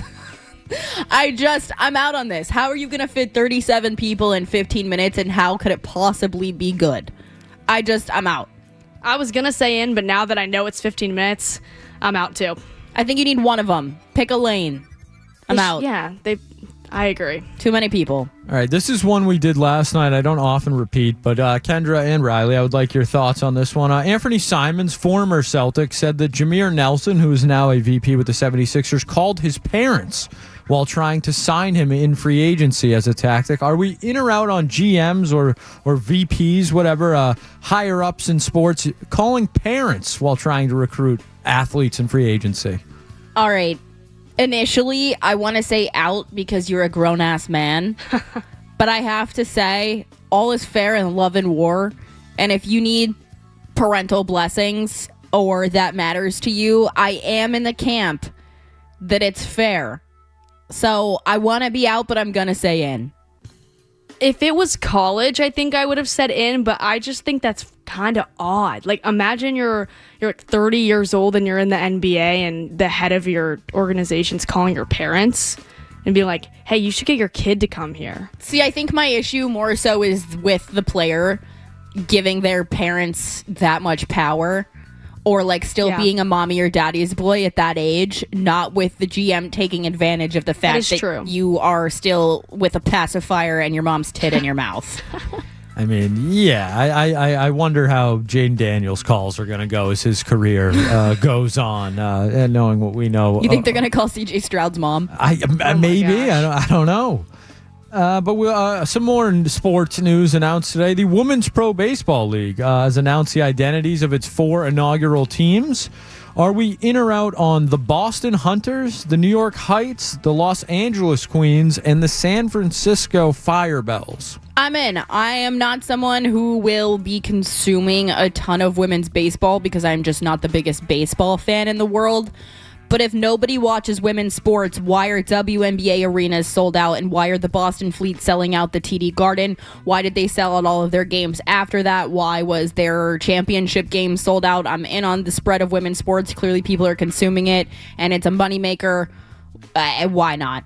I'm so in. I've been following Olivia Pichardo's career at Brown. She was the first female Division I baseball player to pitch and hit in a Division I baseball game. She just moved to softball for her 5th year in college sports, but I hope she goes back to baseball, and I think that could be really big for that league, so I'm in. Riley, ball knower. Yeah, I'm going to say in. Women's sports are blowing up right now, rightfully so. I think the ball got started as we've been talking about the Women's World Cup team all night tonight and how awesome they are and how much ass they kick. Clearly, there is a market for it, so the more the merrier. I'm in.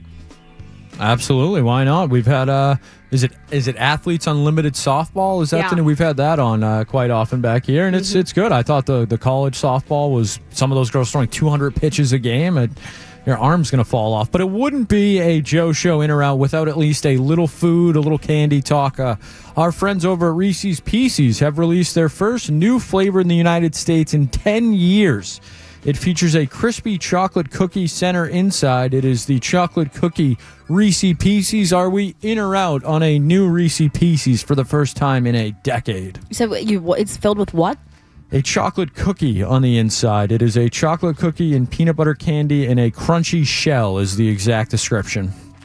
Am I losing the peanut butter, though? Because I like a lot of peanut butter in the middle. I'll put a picture in Slack so you can get the full picture here. Okay, embrace debate 1. Is it Reese's or Reese's? And 2, we are all in agreement that the Easter Reese's is the best one, right? Yes. Because it has the most peanut the butter. Christmas ones. Have you ever tried the Christmas are trees? good, but I think I still take the egg. I think I also take the egg. Egg is 1-1, but the tree is a close second. Yeah. I'm trying to think, didn't Twix do this not too long ago where they did like some different filling in the middle? I don't remember. Some candy company did like a cookie filling recently. I don't know. I don't think I like it because without the peanut butter, I feel like if you do the same cookie to peanut butter ratio that you do, it might be dry. But I will try anything twice. Yeah. I don't know if I would like it. I just like the straight peanut butter. That's what they're known for. Chocolate chip cookies are like my favorite dessert other than a brownie sundae. Like if you get like a warm chocolate chip cookie like straight out of the oven, nothing beats that. I just feel like they're going to give us those like dry cookies. Like I like it undercooked a little bit. Me too. Me yeah. too. Wait, are Reese's and Chips Ahoy the same company? Do you think they're just going to give us whatever like the crumbles of the Chips Ahoy cookies are and just pack those in the center? I learned the other day. You might be too young for this. You might not. I'm not sure, Riley. But Skaz, you will relate to this.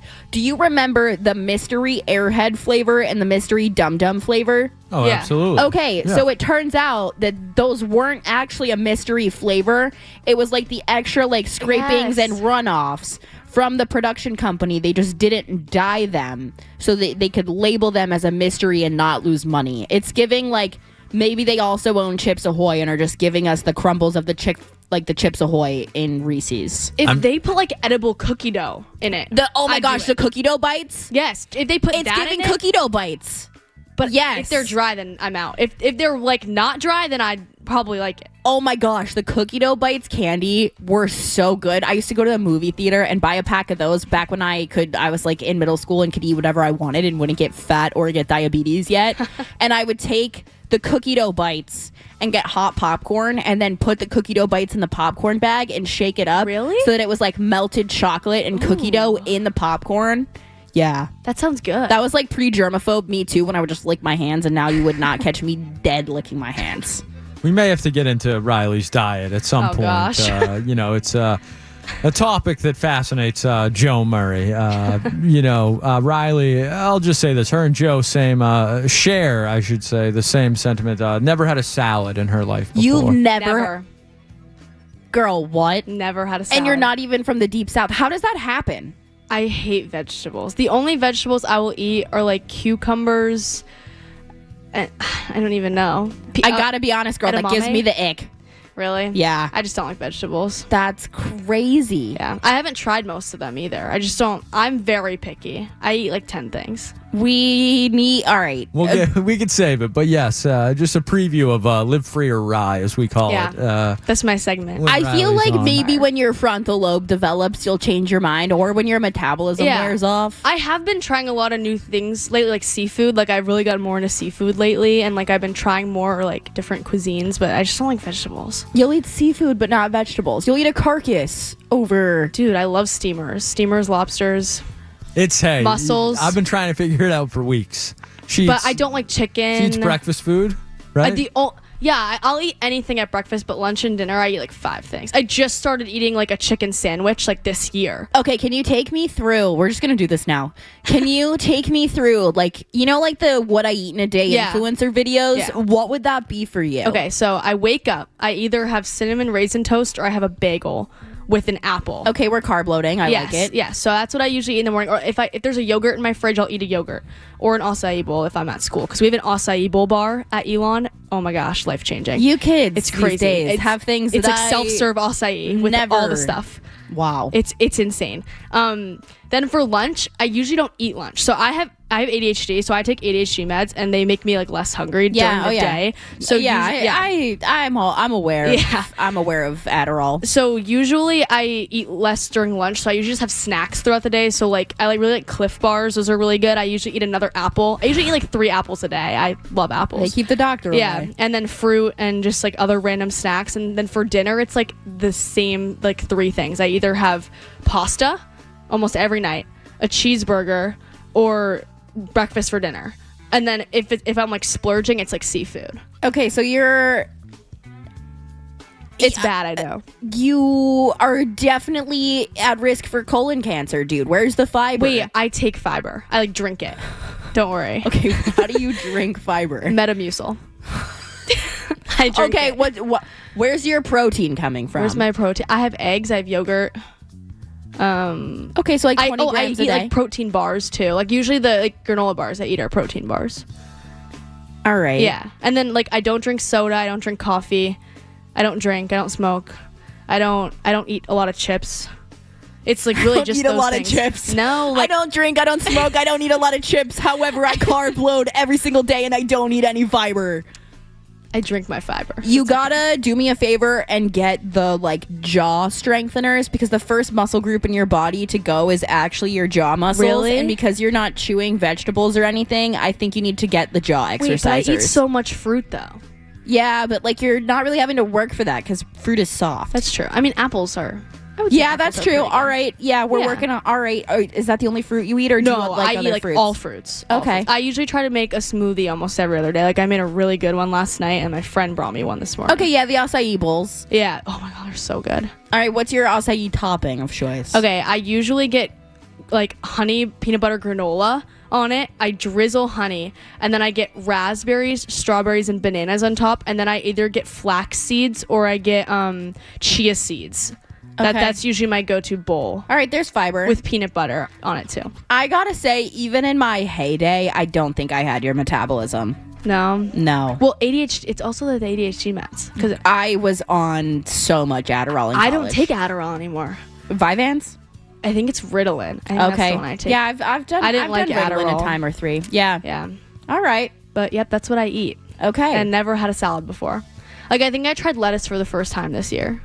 Like ever in my whole life. Our other intern, Derek, also a very slender individual, never had a salad before either. Maybe the kids know something we don't. Do you think that? Know. Okay, let me ask you this. Obviously, there's different types of. What type of lettuce did you have? I have zero idea. No idea. What do your parents eat? Wait, I don't eat what they eat. I make my own dinner.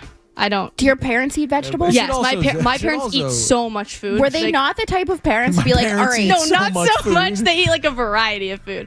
Riley did grow up, I should say, on a farm as well. No, next to a farm. I don't live on a farm. Were your parents not the type to be like, all right, you got to finish your vegetables before you get up, or you have to try them? I think they tried that, and it's just like tantrum. Are you an only child? No, I have a Are you brother. the baby? No, I'm the oldest. That's the most insane dynamic I was I've a ever crazy heard. child. The anomaly, Riley Marchand. Crazy. I used to get put on a leash when I was little.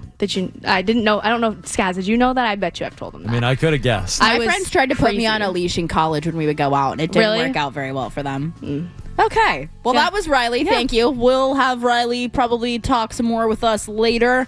Let's hit a quick break. 617-779-0985 is the answer. I will take your calls on anything and everything. When we come back, I want to talk about Mac Jones on Bussin' with the Boys, making excuses for why he sucks. It's Kendra Middleton in for Joe Murray.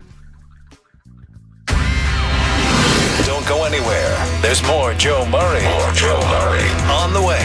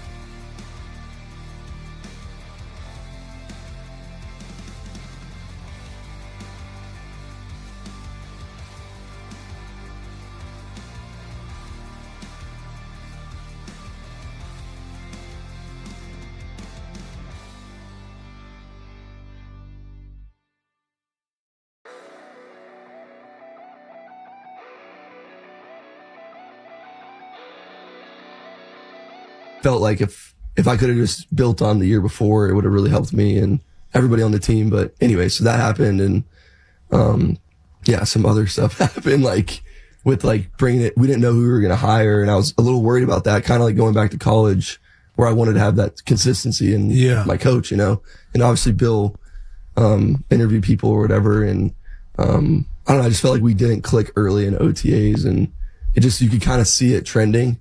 And I was just a second year player, so I didn't really like say much or do much a little bit, but like Brian Hoyer was the backup, and he was kind of like looking at me, like trying to like keep me in it, but we were kind of like, this is not going to be good. Yeah. Like Hunter was Henry. you guys know early? So we ended up hiring nobody. So we ended up staying in house with Matty P and Joe Judge. Oh, that's when Patricia was calling plays, right? Yeah. Oh, it's funny. So at first, I'm sitting there, I'm like, what's he referring to? I kind of can't remember. Yeah. But I remember that year. Yeah. So at first, Bill was like gonna call the plays, which I was like, all right, this is kind of fun. See how this goes. And he's like, obviously great defensive guy. And like, I don't know. I was like, all right, Bill wants to take it over. Good for him. He has 6 Super Bowls. He can do whatever he wants, right? Yeah. And I'll trust it. And maybe it's good. All right, Kendra Middleton here, filling in for Joe Murray until 11 o'clock tonight. We just had intern Riley on. And someone in the YouTube chat wants to know if she eats burgers. Can I get a thumbs up or a thumbs down if you eat burgers? Okay, that's protein. We'll take that. That's a good answer. I want to talk about this Mac Jones Bussin' with the Boys interview But we have someone who is so dedicated to the foot grind that intern Riley hung up on him originally. He called back, and Skaz said that we would put him on the air, and I am pro putting him on the air. And his name is Fred, which is a little too on the nose. So let's talk to Fred in the car about some feet pics, because it is a Wednesday night in July on the Joe Show. Anything flies. Fred on feet. What's up, Fred? Oh, Skaz. Calling is on my girl. Hello, Fred. Hello. The reason I'm calling is on my girlfriend's behalf. She has gorgeous feet. I don't have a foot fetish myself, but I have heard you talk about selling pictures of your feet. And I have no idea where to start, and she is gorgeous. And her feet are just as gorgeous. She has a lovely tattoo on one. She has a little ring on another. She's a beautiful person. And if I could get paid, we could get paid for selling pictures of her feet. Where do I start? Help me Okay, out. I have a couple questions for you. One, is she okay with Lay her it on face being shown or only feet? Only feet. Okay, and what color toenail polish does she prefer? I will set her up with whatever she wants. What color, what does she have, like, the most often? Probably light colors. Okay. She's in sandals constantly. She's got the tan lines. Her toes are beautiful. Okay, so let's first of all switch her to only wearing white nail polish. Gotcha. That's what the foot guys love. I was on a boat on Sunday, and the guy who was captaining a boat told me he was in love with me because he loves a white girl with white toes. So, All right. We're going to switch Bingo. to white toes. 2, Thank you. we're going to start an anonymous OnlyFans. And you're going to start posting the pictures that you take for free on Reddit, on foot pages on Reddit, to try and get a foot fan base. And eventually, if she does have cute feet, people will start, you're going to promo her OnlyFans on there. And then you're going to... This is where I need to hire you. You don't understand. I'm an older guy. Like, what you're talking about is like, okay, I'm going to... I'll be your foot pimp for 10%. What's that, 10%? I'll be your foot pimp for 10%. So, truly? Yeah. So if she made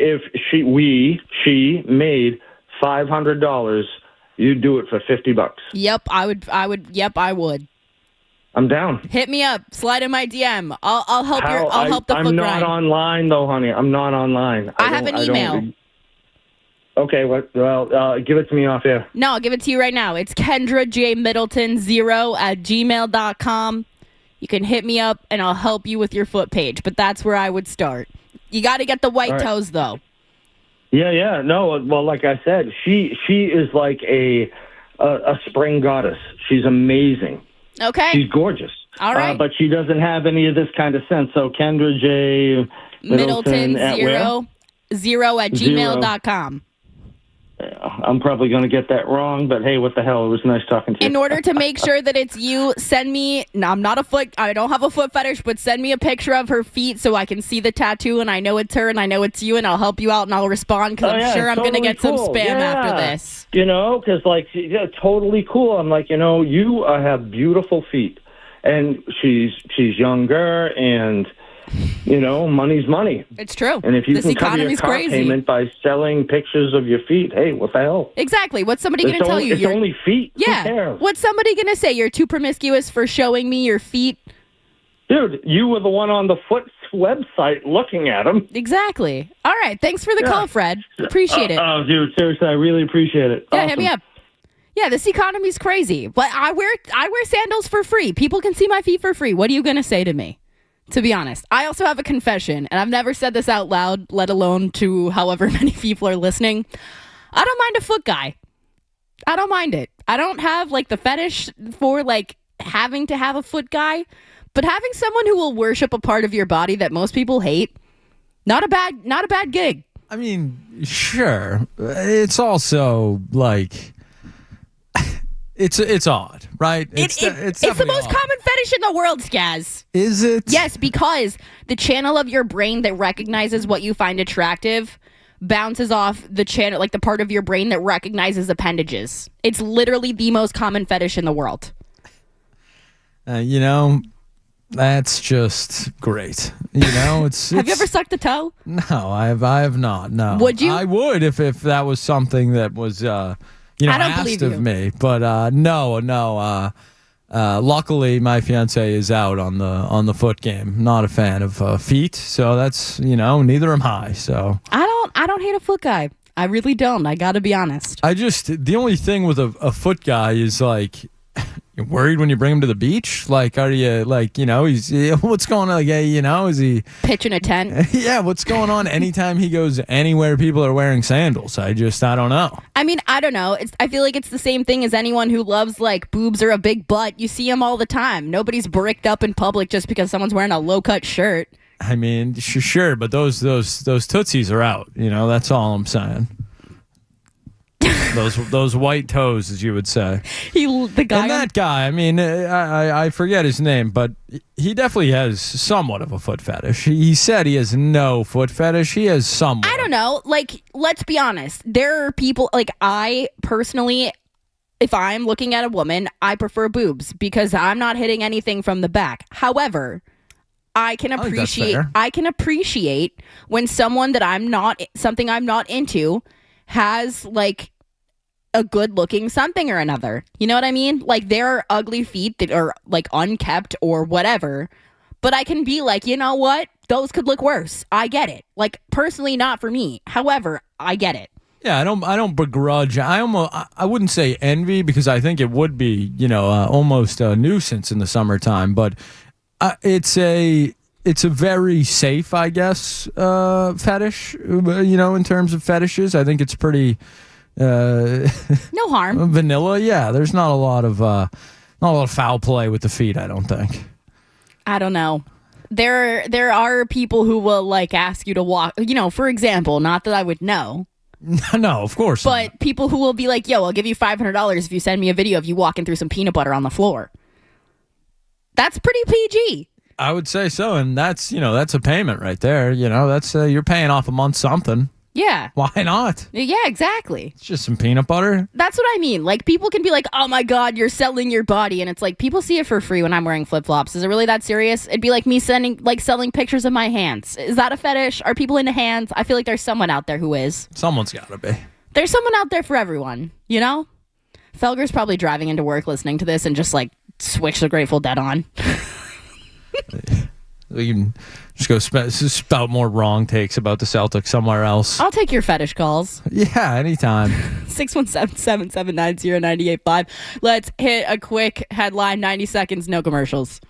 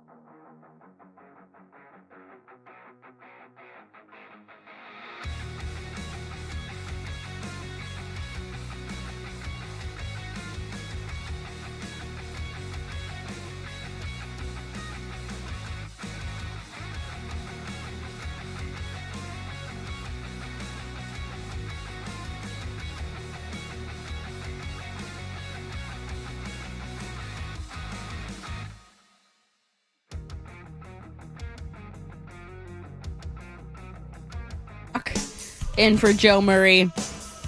I teased that I wanted to talk about Mac Jones on Buzzing with the Boys, and the Mac Jones to foot fetish pipeline is thick at the Sports Hub right now. And our boy did email me a picture of his girl's toes. And I gotta say, he wasn't lying, you guys. They are nice toes. That was quick. Yeah. That's efficiency right like there. I said, I'm not a foot gal. I don't kink shame by any means. However, she does have nice toes, and she doesn't have a toe ring. She has a toe tat. Like a ring tat around the toe? It looks like a design on her toe next to her big toe. In or out on feet tattoos? I have 4 of them. I have the word yeet on the bottom of my foot, guys. Yeah, so I would say that's an in. Yeah. I literally have the word yeet in my childhood best friend's handwriting, matching with my roommate from college. Now, feet hurt to get a tattoo or no? I will say the bottom of my foot is in honor of Donnie Thornberry. That's what my friends would call me in college when I would That makes sense. When I would get drunk, and I can see that. would run around and make that noise, if you know who Donnie Thornberry is. All right, so yes. Yeah, I mean, we have that as a hotkey on the night show, so we're ready to go for That's not even the real one. No, that is someone on the Bills doing the Wild Thornberry impression. It's not a good one. I do it much better, but I would need 3 tequila shots to be able to do it. However, bottom of your foot, I'm not ticklish at all. However, because the needle has to push so far into your foot, it is a weird combo of pain and tickling at the same time, but they have to push the needle so deep because of all the calluses. My inner foot didn't hurt, ankle didn't hurt, back of my leg didn't hurt, but the bottom of the foot was bad. But I do think that having foot tattoos helps your foot game. However, there are people who don't like tattoos, but it does help. Mine are horrible, though. I don't think anyone out there has a yeet fetish. Well, who am I to say? Okay, Mac Jones went on Bussin' with the Boys. Can we get that audio one more time just for the people who weren't with us before we started talking about feet? Josh McDaniels ended up leaving. That was kind of step one. Thanks, Josh. But I get it. He obviously coached us and got that chance to be head coach again, and that's what he wanted to do. And good for him. But I think that really affected me because I felt like if I could have just built on the year before, it would have really helped me and everybody on the team. But anyway, so that happened. And, some other stuff happened, with bringing it. We didn't know who we were going to hire. And I was a little worried about that, kind of going back to college where I wanted to have that consistency in my coach, and obviously Bill, interviewed people or whatever. And, I don't know. I just felt like we didn't click early in OTAs, and you could kind of see it trending. And I was just a second-year player, so I didn't really say much or do much. A little bit, but Brian Hoyer was the backup, and he was kind of looking at me, trying to keep me in it. But we were kind of this is not going to be good. Yeah, Hunter who was it? You guys know early. So we ended up hiring nobody. So we ended up staying in house with Matty P and Joe Judge. Oh, that's when Patricia was calling plays, right? Yeah. Oh, man, buddy. So at first, I'm sitting there, I'm like, what's he referring to? I kind of can't remember. Yeah. But I remember that year. Yeah. So at first, Bill was gonna call the plays, which I was like, all right, this is kind of fun. See how this goes. And he's obviously great defensive guy. And I don't know. I was like, all right, Bill wants to take it over. Good for him. He has 6 Super Bowls. He can do whatever he wants, right? Yeah. And I'll trust it. And maybe it's good. All right. That was Mac Jones on the Bussin' with the Boys podcast. I would like to preface everything I'm about to say with the fact that if you don't know this about me, I am the president of the Mac Jones Hater Club. He is, I hate that he represents Jacksonville, and it just makes me really upset. However, I think that this was a good interview for him and good press for him. I think he sounded good in this particular interview. If you have not listened to it and you would like to, it's fine. It's good. However, to me, it does feel like he's making a lot of excuses for himself. And I will give him the point that having consistency as a quarterback with the coordinator is important. And there is a massive downgrade from McDaniels to Matty P, Matt Patricia, or Dan Lifshatz, if you will. However, you're not the only quarterback in the league that is facing things like this. And not finding success. And I think that that is the issue for Mac Jones. When you go to Bowles High School, and for those of you who are unfamiliar with Bowles High School, it is one of the top high schools for sports in the country, one of the top schools in Florida. It breeds professional athletes. When you go to a school like that and you have all the top recruits to help make you successful, I think that that starts you off on a good foot. And then you go to Alabama and you have the same situation where you are set up with the best of the best to be successful. And then after that, yeah, there's a lot of pressure being, Tom Brady's replacement, but you go to a team that has a lot set in stone and a lot to help you and good resources. And after those resources fall apart and you face your first bit of adversity, you fall apart. And yes, there's a lot of pressure in all of these scenarios, but you go from that situation. And I have to say, I think that it wasn't really McDaniels leaving that caused Mac Jones to have a breakdown or whatever you want to call it. I think it was Bailey Zappi looking competent and giving him competition because he'd never had to really compete for a job before.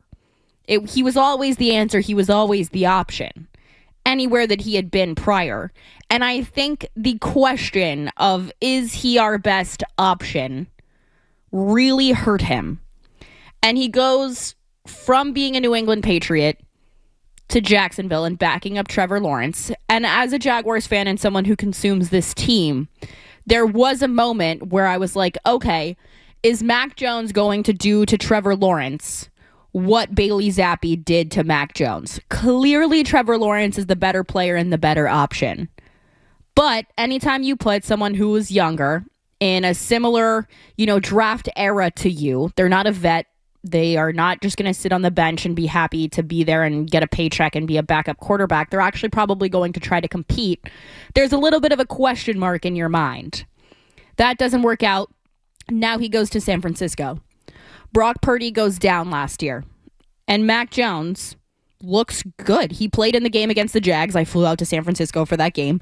And he looked good. And me and a lot of other people were sitting here being like, okay, if you're getting the same amount of production out of Mac Jones that you are out of Brock Purdy with this roster, and Purdy's due for a big signing, are you going to pay Purdy the big bucks?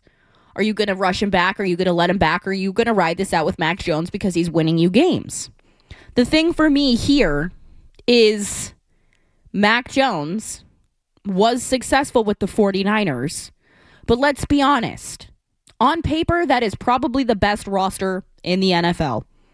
And the only reason that they aren't successful, to me, because I'm a tinfoil hat enthusiast, is that they play next to an electromagnetic field, whatever the heck. And it's causing people's, ACLs to fall off the bone like a chicken wing. This roster can't stay healthy. But when it is healthy, this is the best roster, and you're a plug-and-play player.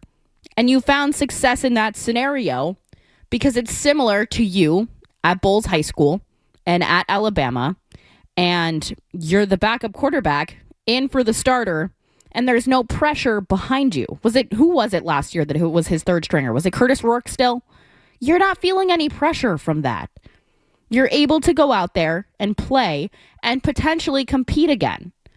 I don't think that it was losing a coordinator. I think that it was the pressure that Mac Jones was under with the Bailey Zappi situation that led him to falling apart. We can argue about Matt Patricia and the fall off all we want. I get that. And if this wasn't the scenario, I would give him that excuse. I think that that is the fairest play that he has, and I think that this was good press for him. But I gotta be honest. If you have been paying attention to any Mac Jones media, you saw him at Tight End University a couple of weeks ago. And I gotta be honest, does he look in game shape to anyone that consumed those clips? No. It looks like he has been drinking a 12-pack of beer a day and not taking his Rogaine pills. That's what he looks like to me. Does that look like a guy that is in game shape, who's competing, who's working out, who's taking his diet seriously, and who wants to turn his career around? No, that looks like a guy who wants to point fingers at his coordinator and all of the other factors around him influencing his fall off as a player. And I got to be honest, Skaz, did you hear him take any accountability in that? No. Me either. No, that's not really the Mac Jones way. No. And so, I do think it was good press for him, but I heard a lot of finger pointing, and I didn't hear any, I could have done this better. I could have tried harder at this. I could have done X, Y, Z. I didn't hear any of that. And when you're going to roll out to tight end university in the offseason, and you look like you haven't worked out since January, or taken your diet seriously, or done anything, how am I supposed to sit here as a consumer and say, yeah, you know what? It was Josh McDaniels leaving and Matty P being your coordinator. And I'm the president of the Mac Jones fan club, but I'm man enough to sit here and say that I think that this was a good interview and that I think this was good press for him. But when you're Mac Jones and you didn't take accountability for either of your DUIs, how am I supposed to sit here and take you seriously when you have never taken accountability for anything in your entire career and everything from high school on has been served to you on a silver platter, and the first piece of adversity you ever faced, you fell on your face and didn't recover? Because we know who Mac Jones could be. We've seen him do that. We've seen him be that. But at the same time, I can also sit here and say, is Jalen Hurts the most successful Alabama quarterback? Is there something to that? Because I think Bart Starr, if we really want to be serious and go back that far, is probably the best Alabama quarterback of all time. And we can sit here and argue about Jalen Hurts all we want. But is the Alabama quarterback the equivalent of the Duke basketball curse? You're not going to give any love to your guy Bryce Young down there? I need more. I need to see more. We know that I'm the biggest Panthers apologist at this station. I love my P words. Won't even say it. However, I'm not willing to go that far. And it certainly isn't Tua. Although, you know what? I might be cheering for the Dirty Birds this season. That's going to be a fun division. I think the Saints could win that division. For all the wrong reasons, that's going to be a very fun division. It was fun last year. I like, is it Shuck, Shao, however you pronounce it? Tyler Shuck. Shuck, I think he's pretty good. I think he's the oldest player to ever be drafted in the NFL draft, if I'm not mistaken. I guess Brandon Weeden wasn't drafted. He was signed, so that's probably right. He's better than Bo Nix, though. Oh, my God, yeah. I think Bo Nix stinks. I think Bo Nix stinks as well, but it goes back to my talking point earlier, and that I think that Bo Nix needs to be coddled. In the same sense that I think Mac Jones needs a juggernaut roster to be able to be competent. And that was me hating on Mac Jones. We do have a call. Josh wants to go back to the Jaylen Brown conversation in my favorite state of New Hampshire. Good evening, Josh. Hey, Kendra and Skaz. I had to call in tonight, give you some support. On the Jaylen Brown thing, I think Shams was saying it they were going to get 40 cents on the dollar for the trade. It doesn't even feel like they got 20 cents on the dollar. It's ridiculous. And then you hear Brad Stevens talking all this crap about optionality and stuff. It's just I don't know. It was a complete rip-off job. And I don't even like Jaylen Brown that much, but we definitely didn't fare well in that trade. Are you a Tatum guy? Oh, you know it, Kendra. Did you want Giannis? Yeah, but I don't know. I thought there would be better deals out there for younger players. What would your ideal situation have been? I wanted that. I was thinking maybe Portland would have been a nice team to trade to. Maybe Toronto before they got Kawhi, something like that. All right. Thanks for the call, Josh. Appreciate the support. Enjoy my favorite state of New Hampshire. Let's go to Rich in Boston who wants to talk about the World Cup. Hello, Rich. All right, Kendra. What do you think of the potato chips I gave you at the F1 arcade from a scale of 1 to 5 before I go to my World Cup takes? I love the chips. Thank you so much. That was very nice of you. Okay, on the World Cup, first, the underachievers, historically, it's the Netherlands and Mexico. Mexico with that rabid fan base, great player development, but they've not gone past the round 16. And they hosted twice, and they've been underachieving. That's a good point. And And the United States, okay, I coach amateur baseball. It's not the same as soccer. It's more expensive than soccer. It's like soccer, they need like better tactical coaches. Like Norway, 5 million people, yet they produce Holland and other great soccer players. Switzerland, another overachieving team. A lot of tactics. They need to start at youth level and then upwards. Something has to go with development. Thanks. I agree. Thanks for the call.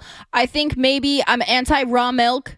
However, maybe we should just start feeding our development programs raw milk, rare steak, yogurt, and salmon. I think that's the key. Are you in or out on, obviously I think everyone's in on Holland, but are you in or out on, I think I saw it was you that tweeted this or maybe retweeted it, but the amount of Man City fans that we may be incurring over the next couple weeks, years, months, whatever it may be. The insufferable bandwagoning is about to suck. I would rather that than Man U fans, though, even though Man U sucks now. Like, I'm out. I'm not a Man U guy. Okay, I'll just leave.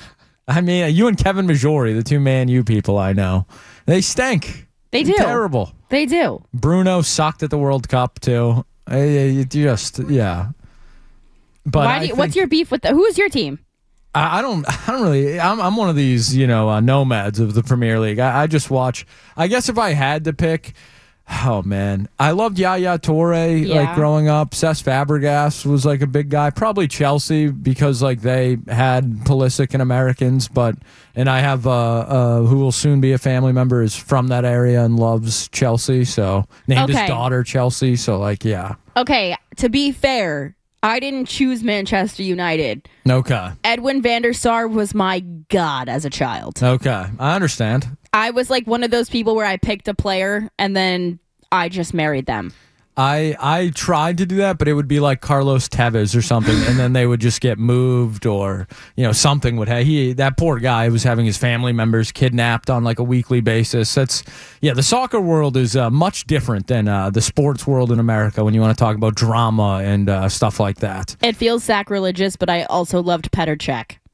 Oh, with his little helmet there. That was one of the nastiest injuries I've ever seen. And for him to come back from that was nuts. All right, let's go to Teddy in East Boston who wants to talk Celtics and soccer. Good evening, Teddy. Hey, Kendra, big fan, and I want to throw you a hat tip. About a year ago, you were on, might have been the afternoon show, and you were talking about a big gala you had to go to. With all your friends dressed up, and you said, I would give a guy kudos for coming over to me to ask me out or ask me for a drink because my generation never does it. It's true, they don't. And on the Celtics, one thing that pisses me off is I do some film work. So a lot of times to get funding, they'll shoot a teaser, and they'll get an actor from 20 years ago of some recognition to say he's included. With the NBA now and the way that they allowed the Celtics to put out that this guy was the owner so he could raise capital is ridiculous. And I spent a lot of time in corporate America, and I could not believe the way the owner spoke, especially with Jeff Twist, who's one of the greatest PR guys of all time. That guy looked confusing. And I know Jaylen Brown thinks he's the smartest guy in the room. He may be smarter than that guy. That was just nerve-wracking to watch. And I don't think Stevens deserves what he's been getting because he clearly was ordered to do it. He had no choice. Thank you. I'm not down on the Celtics this year. In that league, if Paul George stays healthy, Tatum steps it up, I'm going to put money on them to win the conference and the finals. Wow. All right. Because I think we're going to get some odds. Okay. All right, Teddy, thanks for the call. Appreciate it. I got to say, I do still fully believe I'm against Skaz. Brad Stevens was bound and gagged in a dark room and tied up and told what to say. And I think that we should take microphones away from Kendra. I mean, you can't be pro fetish and then complain about someone being bound. He didn't choose that. He didn't. I am pro. Like you, this is consensual. This is a consensual household. Yeah. Of course. Okay. Of course. Also, I think that we should take microphones away from anyone in private equity. I would co-sign that. Like yeah. people are always like, let's take microphones away from men with podcasts. I think we should Sure. take microphones away from men in private equity. Fine with that as well. All right, before we hit a break, let's hit Joe in Linfield on the World Cup. Good evening, Joe. Hi. Just calling to talk about all the problems with basically U.S. soccer. The core problem you guys were hitting on some of the leagues that you're watching, the domestic league, it's MLS is so subpar. The most telling thing, I'm sure everyone's seen the World Cup commercials, and frankly, there's an MLS team that we know well. Basically, advertising. They're paying for advertising to give a product away, and still nobody wants to go to it. It's second rate, and until they figure out a way of having top tier talent, this will continue. Because the team that they lost to in Belgium, I mean, it can't be stated enough. That is a team so far past its prime, and they got their asses whipped. So until we solve the domestic league problem, this can and will continue for men's soccer. All right, thanks, Joe. I somewhat agree with his point until like the overall league here gets better. There's not a whole lot for people to watch, but the Premier League is still available for people to watch. And I think that he doesn't understand that the MLS is not all American talent. So like people from other countries play here. I'm not sure if that's like a point he was making or not. I couldn't tell. But the thing is that there is top talent here. Messi plays in the MLS. Messi, like, and I get that it's like a destination to retire and play in the MLS. We've seen tons of stars do it. Ibrahimovic did it. Rooney did it. Messi's doing it. And I think that that's probably going to continue. I think if Ronaldo was legally allowed here without going to prison, he would probably have chosen this over Dubai.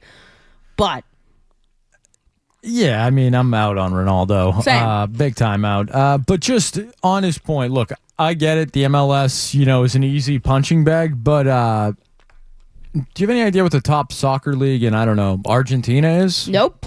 Do you have any idea what the top soccer league in, I don't know, Morocco, who's playing France tomorrow? Nope. No idea, because guess what? They're below the MLS, and those are soccer countries. Those are, teams that are, winning World Cups in Argentina. Like Brazil's, they have a Serie A. I was going to say Serie A. Which is... Germany has Bundesliga. So there's two, the Italian Serie A, which is, a top 5 league in the world, but the Brazilian one is right in line with MLS, by some metrics, and that's a Brazilian soccer league. So if you want to do the MLS thing, fine. I think it's more about the relegation than the actual talent in the league. There's no stakes really in MLS, and I think that drives competition, that drives skill, and youth leagues and the championship, and it really is the youth thing. It all comes back to that, because that's the difference. I agree. The youth. It's the youth, and we talked about that at length at the beginning of the show. But the other aspect of it is, yeah, sure, that there are sports here that are more prominent than soccer, like the NFL, like the NBA, like the MLB, like the NHL.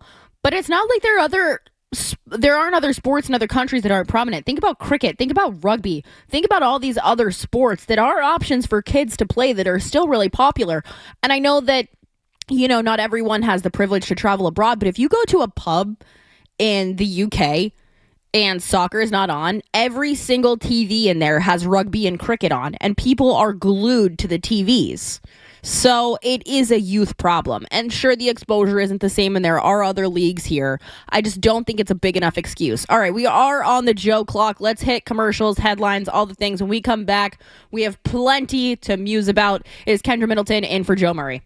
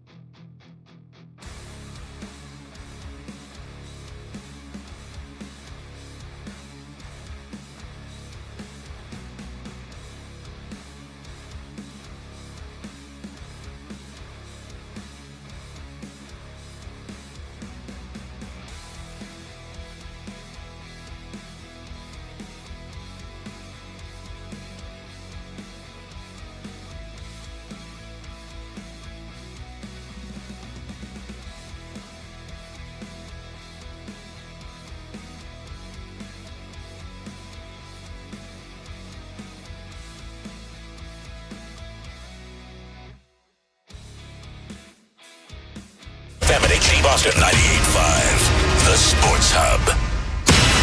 Sports Hub headlines. Your Boston Red Sox are currently winning the Sox off against the Chicago White Sox 5-0 in the top of the ninth.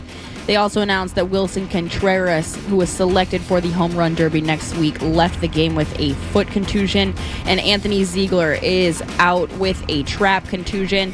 And in other MLB news, Justin Verlander has announced he will be retiring at the end of the season. No World Cup action today, but it continues on tomorrow with France and Morocco at Gillette Stadium, kicking off at 4 o'clock. Your other matchups include Spain taking on Belgium Friday, Norway taking on England Saturday, and Argentina, Switzerland also on Saturday. And the Boston Fleet finding a new home for next season, moving from the Tsongas Center in Lowell to Agganis Arena here in Boston. Sports Hub headlines were brought to you by Michelob Ultra. Watch the world's biggest matchups with 98.5 The Sports Hub. Details at 98.5thesportshub.com. Presented by Michelob Ultra, the official beer sponsor of the FIFA World Cup 2026. You're listening to 98.5 The Sports Hub, Boston's home for sports. I'm Kendra Middleton, and your next update is going to be with intern Riley at 10:30.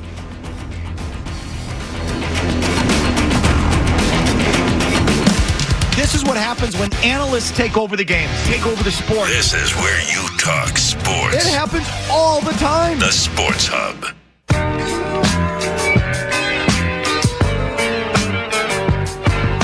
You want a random take? Murray's got all sorts on stuff in the world unrelated to sports. So sit back, relax, and get your mind in the game and listen to the words of a grown man complaining. All right, it is time to muse. About 17 minutes late, but we're still going to do it because who doesn't love to complain? I love to complain. I have a couple things that I want to muse about here. First and foremost, you guys love to give me crap about how much I travel, but I am single with no kids, so my diaper money is going to me seeing 50 countries before I turn 37. Because I wanted to do 50 in 10 years, so that's what I'm doing with my life. I also have to jam all of my PTO in such a short period of time, so it seems like I'm everywhere all the time. But then, like, August through April, I am locked in 7 days a week, 70 hours a week. So I still will get away here and there or broadcast where I can, but for the most part, I think that it just seems like I'm doing crazy things when most people's vacations are spread out. Mine just aren't. However, I'm not going to muse too hard about this because it could be way worse, but as those of you know who follow me on social media at Kendra Middleton across platforms, I was in Turks and Caicos over the long weekend, and it was awesome. It was great. Probably my second favorite, maybe third favorite vacation I've taken. Croatia, still S tier. If you've never been to Croatia, go. The Balkans are awesome. But my flight out of Turks and Caicos was originally scheduled for, I think, 3:40 p.m. Got delayed 13 times. Wound up leaving Turks and Caicos at 10. Was supposed to fly to Philly to connect to Boston. Got diverted to Miami. Landed in Miami. Went through customs, went back through TSA, got on the same plane after it got delayed again another 2 hours at a different gate, went to Philly, that flight got delayed, got home to Boston at 8:30 in the morning, took an Uber, got home at 9, and clocked in for the day. So I traveled from, I would say I left our Airbnb probably at 3 p.m., got home at 9 o'clock in the morning and worked a full day yesterday. I got off at 5 o'clock, booked myself a sauna at 6, told myself I was going to take a 26-minute nap because scientifically that's the best nap you can take. If you didn't know it, I do one all the time. They work 26 minutes, set a timer. And I slept through my sauna appointment and I lost that money. So I'm going to first of all muse about that. Second of all, this is the Joe Show, so I know that this is a safe space. But I would also like to muse about the fact that the legality of marijuana in the state of Massachusetts is in question. And if you know anything about me, I am pro devil's lettuce. I love it. It's helped me get my ADHD under control in a natural way. It's helped me maintain a decent body weight And it just rules, to be honest. So the fact that that is also in question makes me upset. I don't understand what people's beef is with weed. It's way better than alcohol in every single aspect, every single metric. Like, it's not going to kill you. You can't overdose on it. I just don't understand. And sure, maybe some of the same people who have, beef with marijuana also have beef with alcohol and beef with cigarettes. But the fact that people hate marijuana more than those two things is really confusing to me. How can you hate on a natural substance? It's literally a plant. We don't hate on any other plants like that.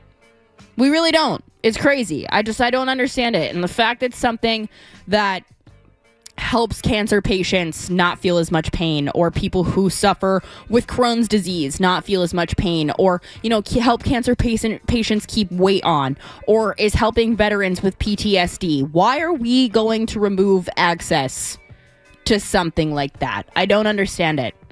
It just, even if you hate it for reasons of whatever, there are people who are incarcerated for this when we can just walk into stores and buy it. I don't quite understand it. And then the last thing that I would like to muse about is that there's not a World Cup game on every single hour of the day. And I'm sad. It's like anytime the Olympics slow down, or the Euros, or anything. Or even March Madness.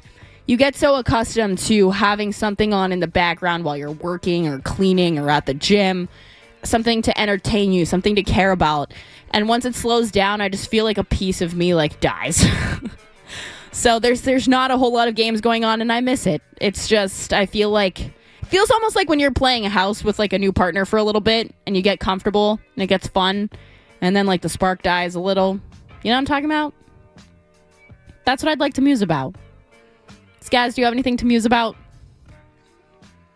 I've had kind of the same musing for a few weeks, it feels like now, off and on. I've been dealing with a lot of solicitors lately. I don't know if this is something you deal with, but as a new homeowner, I don't know if it's just easy pickings or if it's, the neighborhood I live in, but constantly people ringing the doorbell. Oh, yeah, we're with so-and-so. We're doing siding up the street. We just finished a job.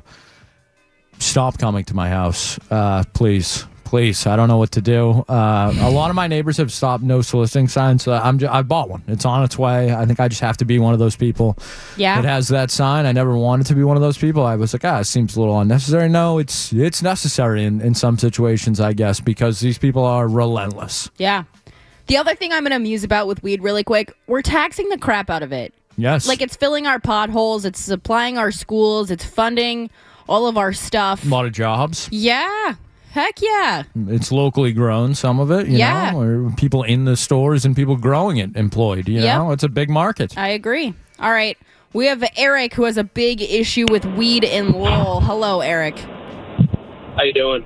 I'm good. I don't have an issue with weed, but everyone's big issue, just like kind of big pharma and sort of with alcohol as well, it just can't be regulated like everything else can, you know? And if the government isn't kind of regulated like everything else, then that's what the issue's going to be. All right, thanks for the call. I think that the government's issue with it is that they just can't make money off of it in the same way that they've completely controlled the alcohol market. Nobody's making bathtub gin anymore. Nobody's growing tobacco, you know? You can grow weed in your apartment. It's really not hard. And they just can't. There's still going to be underground people because you can grow it in your house. People aren't making bathtub gin anymore. It's hard, you know? The government's never going to be able to fully capitalize in it. And I think it's the same thing with gambling, right? That's why the government's mad at it, is because they can't tax the crap out of it, because there's still going to be people with bookies at the end of the day. It's just one of those things that you can't control. All right, let's go to Mike in the car who wants to talk about soccer. Hello, Mike. Hey, Kendra, you're doing an awesome job. Love listening to you. I just wanted to call out that the U.S. is obsessed with the World Cup. However, all the sports in the U.S. that have gone global, NFL games going out to Europe, baseball, it's huge over in Asia Pacific. Are we trying to adopt soccer, or are we trying to push other sports on the globe? I'm interested in hearing your thoughts. That's an interesting take. I appreciate the call. I would say if we were successfully pushing sports on the rest of the globe, we play all these football games abroad, which I hate. We know this about me if you listen to me regularly. Why aren't they playing football in middle school and high school? Why don't they have programs for American football if we're really pushing it that hard on the rest of the world? Like, the reason it's not big abroad is because there's no pipeline for it. There's no schools over there that have American football development programs in the same way that they do for cricket and rugby and soccer. And I think that's kind of my take on it, is that and maybe, and that's the thing, is that, like, I think maybe some of it has to do with the head trauma stuff, but then you look at rugby and how big it is everywhere else. If I'm a parent right now, I don't think I want my kid to play football. I'm like, why don't you play golf or tennis or soccer? Because your brain's going to be intact in 40 years. I don't know. Skaz, what do you think? I mean, refresh my memory, please, on what he was exactly going for. I don't know. I'm trying to make sense of it just to make him feel better, but I'm a little confused. Yeah, I've had a couple of those in a row. I wasn't really sure the regulations call either, what exactly he was going. I'm pretty sure marijuana is regulated, I would think, to some degree. I think that he's saying people's issue with it is, like, the lack of ability to control how it is always sold and consumed. Yeah, I mean, sure, everybody wants a monopoly on everything, and in terms of us, imposing our will on sports overseas, I don't know. Does it? I think it's more publicity and, like, the leagues patting themselves on the back more than anything else, like being really in the fiber of these towns. Like, it feels like, for lack of a better phrase, like a pump and dump. They're in and out, like they go to Bayern and then they're gone for a couple years. They go to now because all of a sudden the Scottish were here and we treated them like Scotland, no Bayern. Yeah, that was an odd time, but no, it was awesome. Sure. You guess. hated it? No, I found it quite amusing that we acted as if Scottish people were, like, from the moon or something. I thought that was a little odd, but it was just how hard they partied, and they were nice and kind, and they cleaned up after themselves. They aren't like the English where they just destroy everything and leave. They took care of our servers. They donated to our charities. Yeah, so actually what the Tartan Armory does is very smart. It's like a union, basically, and they all pitch in, and then, like, they pay for it over the years. But I just think, like, it doesn't matter as much here. Like, it sounds so, like, simple and lame to say, but, like, what it means to Argentina, what that soccer game and what Messi means to Argentina as a whole is more than any American athlete has ever meant to no athlete has ever united. Well, he's the one superstar they have. We have so many. And also, like, American sports, I think, are built on divisiveness. Like, there is that inherent kind of my team against yours, my city against your city, and it crosses sports. And I think in soccer, obviously, they have that in Argentina against other countries, but he is their everything. Like, there is no other, like, it is Messi, and that he's above Maradona. Like, he is a god, the closest thing to it. And we just don't have that here. Like, as much as we cared about this U.S. men's run, as soon as it was over, I tweeted, we're on to college football. Like, everybody, it was over. Boo. Like I know, and the World Cup's great, and I'm going to watch every game, but it doesn't matter that much here. And it is part of these people's lives in other countries. It's life or death. Yeah, no, it is life or death. All right, speaking of the division that sports cause, let's go to Mark in Dorchester, who wants to talk about JT and JB. Hello, Mark. Hey, good evening, guys. So I'll make two quick points, one on JB, one on JT. I'll start with JT first. First of all, that dude's a snake. I lost all respect for JT, 100%, and I used to be a JT guy. Because if JT wanted to, and I've told everyone this in the beginning as well, he could have squashed the whole thing. The Celtics aren't losing both of them. All he had to do was go in Brad's office, the ownership's office, and say, hey, it's either both of us or I'm out. And it's that simple. So the fact that he didn't do anything there and he was quiet through the whole thing, anything he says going forward that he was surprised about this whole thing, cap, bull, get out of here. And then I just want to give you a perspective on JB here. You know, I'm an African-American man. I'm born and raised here in Boston, 35 years old.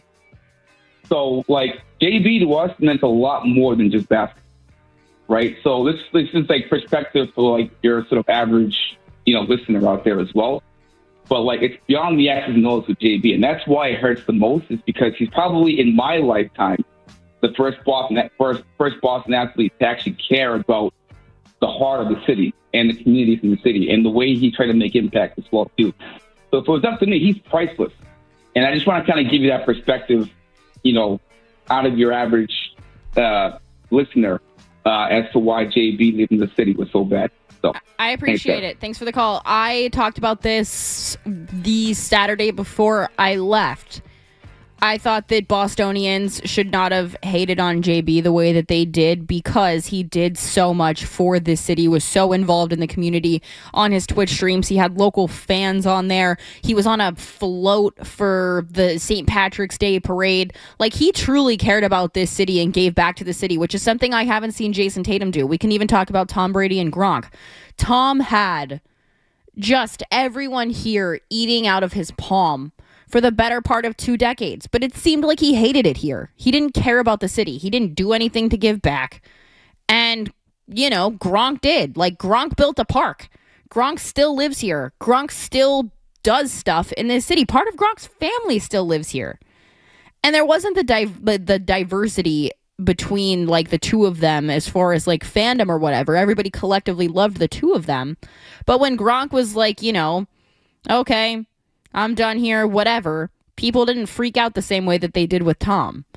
And it's just weird to me to see those two situations, because everybody loves both of them, but everybody loves one more than the other, even though one of them does so much more for the city and actually likes it here and wants to be here. And that's kind of the part that I also think is weird about it. Like, Jalen truly loved being here. He loved the fans. He loved the city. He did so much to make it known that he did. And so for the people that are just, and there's not a lot of them because of the way that the trade went down. Like, had this been a better return or a better, you know, whatever, they didn't trade him for current middle schoolers, I think that people would probably look at the situation a little differently. But I agree with him. It's hard to sit here and be like, all right, why do people dislike him? He actually liked it here and wanted to be here. Yeah, for me as like a Celtics fan, it's the one team in town that I really still, you know, root for and am, you know, invested in at that level. I don't think Jaylen Brown should ever be anything but celebrated in this city. He did literally everything you could ever ask and more of a professional athlete. Lived up to, you know, whatever, you know, standard you want to say of being a Boston Celtic. He exemplified all of that, and his community work obviously, you know, goes above and beyond a pillar in the community, a guy who was out and about in these inner cities and stuff like that. So I think that gentleman said he was like 35-ish. I'm 32. I think it's Jaylen Brown and then a big drop off in terms of influential Boston athletes in the city of Boston in my lifetime. I think he's far and away number one. Yeah, like, he's just a guy who wanted to be here, wanted to give back to the city. And I go back to my original point of I think that the reason that people are so just addicted to the separation of these two is, one, because the entirety of their career, weirdly, you have like a city versus city thing, but for some reason, these two, even though they were on the same team, have been just compared to each other for the entirety of their career. And I quite can't figure out why. Like, there's no other team that we do this with as fans, as media, as consumers, whatever. Like, can you think of another example of a big two somewhere where they're compared to each other in the same way? Because I truly can't. I mean, it's not really, you know, apples to apples, but it's almost Brady Belichickian in a sense where, like, you know, it was always almost against each other, even though they were a united unit. They were on the same team as Tatum and Brown have been. I know it's not a perfect example, and I think Because it's tough, because it is kind of a rare situation, because I think in the NBA, so many times the alpha or the one assumes that role, and it's such a given. And I think because of Jalen's personality, he did kind of have that 1B thing attached to him. And you know, he did have an interesting thing where he said it was inevitable that this was going to happen in that stream he did immediately after. And that was one that kind of always stuck with me, was why was it inevitable that this was going to happen? Because I never felt that way, but it seems in that building maybe that was the sentiment, that this was an inevitability. Okay, so what's in the water here in this region where we feel the need to compare people on the same team and pick a favorite? It's a great question. I think I don't know. I wish I had a better answer, because Tatum and Brown were always good teammates. I don't know, like, if you could argue that. Like, I'm sure we got the Shams report now. I'm sure we'll get more slander as time goes on and people are looking for reports, but they never had, like, on-court issues or anything like that. Not that I can, recollect. All right, embrace debate. How long after their retirement do we get a tell-all episode from JB? It's not going to be Jason Tatum, because we... Sorry. I just swallowed my own spit. We know... People probably pay good money for that. True. Oh my gosh. Sorry, Skaz. No. Trust me. Joe Murray has gone through many bouts tonight, so no need to apologize. We know that Tatum... Oh my gosh. You're going to have to talk for a second. All right. Let's see. Tatum, Jaylen Brown, okay, good teammates. All good. right, she's back. We know that it's not going to be Tatum to do it, because we know that he's kind of the silent, like, puppet master in all of this. Sorry, you guys. I'm literally crying. We know that he's like the good PR person. He's pulling all the strings behind the scenes. So we know that it's not going to be him. We know that it's going to be Jaylen. So how long after Jaylen retires, sooner or later, do we think we get a tell-all episode? Yeah, I don't even know if it's when he retires. I think if things go south in Philly and the Celtics do well, I think you could get a Jaylen Brown tell-all, within the next, 24 months.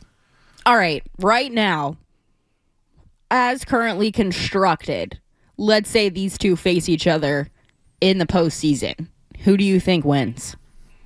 I mean, I would have the Celtics as a slight favorite. Whoa, no. Not me. Vegas would. I don't care about Vegas. If a mad Jaylen Brown... Celtics are still the second best odds to win the Eastern Conference. I know, and I think that that's stupid. Actually, you know what? We have They're going to be better than they were last year. I think maybe in a regular season situation, but they are not a postseason team. They're deeper than they were last year. They don't have the star power, Skaz. They don't. There is no way. You give me a mad Jaylen Brown, a Joel Embiid who is rejuvenated and actually wants to be on the court, and Tyrese Maxey.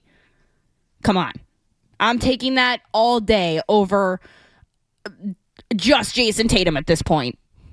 I mean, I think you're green teaming. I love you.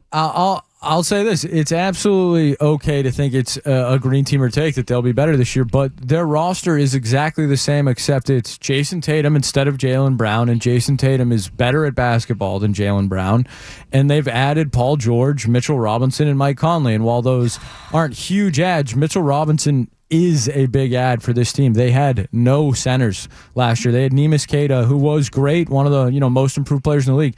He's a borderline starting center in the league, and now you have two legitimate bigs. Jaylen Brown never really got to play with Tatum last year, so you're replacing Brown with Tatum, and then you're adding, Paul George, a player that, say what you want about him, but he is better than anyone that was on the roster that Jaylen Brown got to play with last year. The shine is also worn off of Derek White. Yeah, absolutely. That I would move on from Derek White. So I still, my plan to fix the Celtics was fire Derek White, or fire Joe Mazzulla, trade Derek White and Peyton Pritchard and Sam Hauser, and keep Brown and Tatum. That was my plan. The blueprint to save the Celtics. Now that has not happened, something I don't get is the people that want to fire Joe Mazzulla. should be people that are also okay with the trade of Jaylen Brown. If you believe the Celtics are broken, they've lost to -1. They've lost as -1,000 favorites in the playoffs twice now with this group and this head coach. And you want them to fire the head coach. The same people that say head coaching doesn't matter in the NBA, trading a star player off that roster is a much bigger shakeup and an actual change to the core of that team than firing the head coach would be. So I don't understand the people that would be okay with firing Joe Mazzulla but have revolted at trading Jaylen Brown. And maybe that's a little whataboutism from me, but if you think the Celtics are chokers and that's in their DNA and they needed a change, trading Jaylen Brown is a much bigger change to the DNA of that team than firing a head coach. And I do agree with what Felger had to say today. If they were serious about, getting good return and getting someone off the books, Tatum would have been the guy to trade. But, I push back on that, though, a little bit, too. They talk about trading Tatum and how you would have got way more for Tatum than you would have Brown. And look, I agree Tatum is a much better player, but he's coming off an Achilles injury. Are you really going to get proper trade value for the guy who's played 20 basketball games and sat out in the playoffs? Do you think his value was going to be much, much more than Jaylen Brown's? They're going to have to pay him too. So I just push back on that a little bit as well. Yeah, maybe. All right, I want to move off of this topic really quick. So let's get through. I know we're up against it, but let's get through these phone calls really quick because I just want to move to something else. Let's go to Josh in Rhode Island. Hey, how you guys doing tonight? Hi, how are you? What's up? Doing well. Sorry, I just had to call in. Honestly, I think you guys have the JB thing in the New England region a little wrong. Like, I can see social media, sports media, Boston media all saying that they're, not too mad about the Jaylen Brown trade, but every single one of my friends and myself all very upset to see Jaylen Brown go. So I think you guys might be a little out of touch with the Bostonians over here because none of us want to see him go. And that's my point. Thanks. I don't think anybody is saying. I think people were freaking out online. Yeah, I think, maybe that got lost in the conversation there. But I think Boston fans very upset about losing Jaylen Brown. Yeah, 100%. Also, I'm going to push back on you about the value because I think back to the Damian Lillard trade off of an Achilles. However, that is just my one thought there. All right, let's go to Pam, who wants to talk about JB as well. Hi, how are you guys? Good. Thanks for calling into Ladies Night, Pam. What's up? Yes, I miss Joe, but I love to hear your voice as well. Thank you. Appreciate it. I just want to be honest about Jaylen Brown, and this might be a difficult conversation to have, but the caller that called earlier who told you he was an African-American and how he felt about, he kind of told you in code, but I'm going to tell you the truth. Okay. The truth is he was talking about how your listeners, didn't like Jaylen Brown. The average listeners of sports radio are middle-aged white men. They don't want to see a smart black man having his opinion on how he feels. And he has a right to say what he said. He's been on the trade block more than once. And I get the fact that maybe his comment about his favorite season was ill-timed. But people in Boston, real Bostonians, like 617, Dorchester, Roxbury, Mattapan, Hyde Park, we love Jaylen. We never wanted to see him go. So people have to start being really honest about this. And also because Tatum's silence is super loud. Agree. Pay attention to that. Agree. We were talking about that earlier. I appreciate the explanation, Pam. I can agree with you as much as I can as a white woman who lives here, but Jaylen Brown, for the culture, you guys. I appreciate it. And you know what? I don't have any place to say or speak on behalf of the community, but I get what Pam is saying, and I think it's something that people needed to hear. All right, we're late. Let's hit a headline and some commercials. When we come back, I want to talk about Matt Freese and Alex Barth tweeting that he thinks that it is potentially recency bias, but maybe the worst play he's seen or the most embarrassing play he's seen in sports history. So I want to talk about some that came to mind for me. If you want to get in on that, 617-779-0985 is the number. Kendra Middleton in for Joe Murray. Don't go anywhere.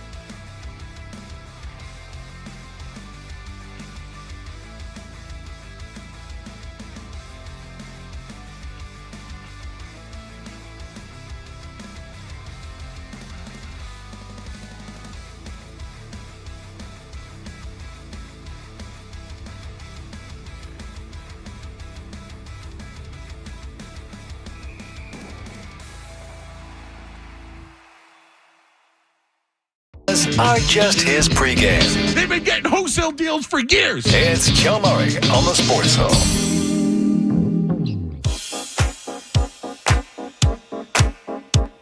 Yes, Cool in the Gang. It is Ladies' Night. Final segment of Kendra Middleton filling in for Joe Murray. I teased before our very long commercial break because both Skaz and I forgot that we had only hit one break, so it's not just me on the Joe clock. Skaz also forgot. However, I wanted to talk about Barth tweeting that the Matt Freese fumble in the World Cup for Team USA might be recency bias, but one of the most embarrassing plays in sports history. And I came up with 4 in my lifetime that stick out in my head. And there were a lot when I was doing research that happened before I was born, but I feel like that's cheating. So the 4 that I have, I'm going to go in order. Skaz had a good one that he threw out as well, but I'm not sure if it counts, but it might. 4th, I'm going to go with Younghoe Koo kicking the dirt. That has been a generational meme. It has fed families on Twitter. I'm going to say J.R. Smith in Game 1 of the NBA Finals when he had a rebound and forgot how much time was on the clock and just absolutely blew that game. Also a meme that was generational and fed families on the internet. I'm going to go with the 2015 Super Bowl. The Seattle Seahawks called a pass play instead of handing the ball to Marshawn Lynch, which was the Patriots interception that won them that game. And then I'm going to go number 1 S tier, most embarrassing play forever and always. I don't think it will ever be topped. And that is the Mark Sanchez butt fumble. Absolutely generational. Although, maybe you could say the Dan Orlovsky stepping out of the end zone. I didn't think about that one until just now. That's also a good one. Very good one. You threw out 50 Cent. 50 Cent's first pitch certainly has my voice Whoa, cracks. puberty. Literally, it's been a while. That's a good sign. Maybe I'll grow a little bit. People in Boston are going to hate this one. Bill Buckner, I feel like, should probably be on that list, even though it wasn't his fault, as Joe Murray has yelled for years. One I saw growing up a bunch was Jim Marshall, defensive lineman, recovered a fumble and ran 66 yards into his own end zone. So I would say that's pretty bad. Where do you want to do that. I was going to say, where do you think Matt Freese falls in all of this? I think... Do you want to refresh people's memory? Should I play the clip? Yeah. Richards beaten out of the air. Freese has got to get there and deal with it. He takes it down off the chest to Kettelar, knocks it away. Tim Ream can't block it. And unless video review says this is a foul from behind on Ream, it is a disastrous third goal to concede to Belgium. Just an absolute disaster for the United States.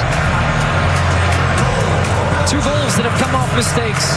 I don't know why he hesitated, if he felt he was going to get contact from De Ketelaar in the back, who was going to try to make a challenge. Then he's out of his goal. You can't use your hands there. And Tim Ream just... I got to say, I think that this is worse than Younghoe Koo. I think this is worse than 50 Cent. I think it's worse than Dan Orlovsky. I think it's worse than J.R. Smith. The only thing, and you know what? The butt fumble wasn't Mark Sanchez's fault. But God, was it funny. And there's nothing that's ever going to be more embarrassing than that. I think that this is number 2, but it's number 1 on this was your own fault. Yeah, I would agree with that. The butt fumble, I don't know if it'll ever be passed. The butt fumble is kind of in a league of its own when it comes to, bloopers because of the hilarity, I think. And it was Thanksgiving, right? It was, I think so, and he couldn't have gone more directly into that man's ass. It was a bullseye. And so I just think that's a 1 of 1. But yeah, in terms of really shooting yourself in the foot, this is right there. As someone who played goalkeeper on a travel team, did the ODP thing. Kendra, you don't strike me as the goalie type. Why? I'm insane. Yeah, but not to be a heightist, but aren't you a little short to be a goalie? I'm 5'7". Okay, all right. I'm tall for a girl. Okay, I think taller than I would have guessed. Even though I know you well, I probably would have said 5'5". Yeah, I think I'm 5'6.5", so I'll give myself 5'7". Oh, that's yeah. Yeah. And nowadays, Felger wants all the American goalies to be 6'5" and 110 pounds. To be fair, they thought that I was going to be that tall. because I was taller than everybody else for a really long time, and then I stopped growing. But my dad and my brother are both like 6'4", 250, which is why my brother played defensive line in Navy. So, yeah, they thought that I was going to be a lot bigger, but I think that it was just that I was mean enough. I can touch a crossbar. I don't know if is that a flex? Kendra, I would have rather had you in that than Matt Freese. I'll say that. Justice for Matt Turner. Without hesitation, Matt Turner and Kendra Middleton, do not make that mistake. Yeah, I think that that's worse than the clock because the box is always the same. The clock is not. You know you can't touch the ball with your hands there. You know that. That is a brain fart that you can't get back. I think Barth might be onto something in that I don't even think it's recency bias. I can't think of anything that was worse in my lifetime. I'm sure that the olds are like screaming, this was so much worse, but I have no idea about it. So I'm going to say that is worse.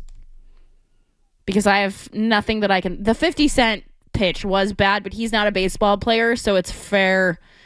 You know what is more embarrassing about 50 Cent than that? Do you know who Aziz Ansari is, the comedian? Yes. He has a skit in one of his stand-ups, and if you haven't seen this, I encourage you to YouTube it or Google it after we get off the air. But he was at a restaurant and overheard 50 Cent order a grape soda. And the grape soda comes out, and 50 Cent says, why isn't this purple? And it was a grapefruit soda. And the server tells him, this is a grapefruit soda. And 50 Cent goes, yeah, why is it not purple? And the server says, because it's a grapefruit. And 50 Cent says, I know that grapes are fruits. Not knowing that a grape and a grapefruit were different fruits. So I think that that's more embarrassing than your first pitch, being a grown-ass man and not knowing what a grapefruit is. And he tells this story much better than I do.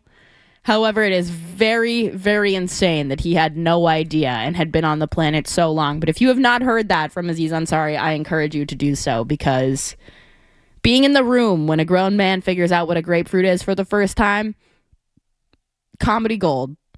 Comedy gold. Anything else from you, Skaz? I think that's it. I'm looking forward to France-Morocco tomorrow. I think that'll be a good game. France will probably advance, but maybe we'll get some extra time. Who knows? Are we all Moroccan tomorrow? I am Moroccan tomorrow. I hate the French. I think I'm rooting for the French tomorrow. Why, Skaz?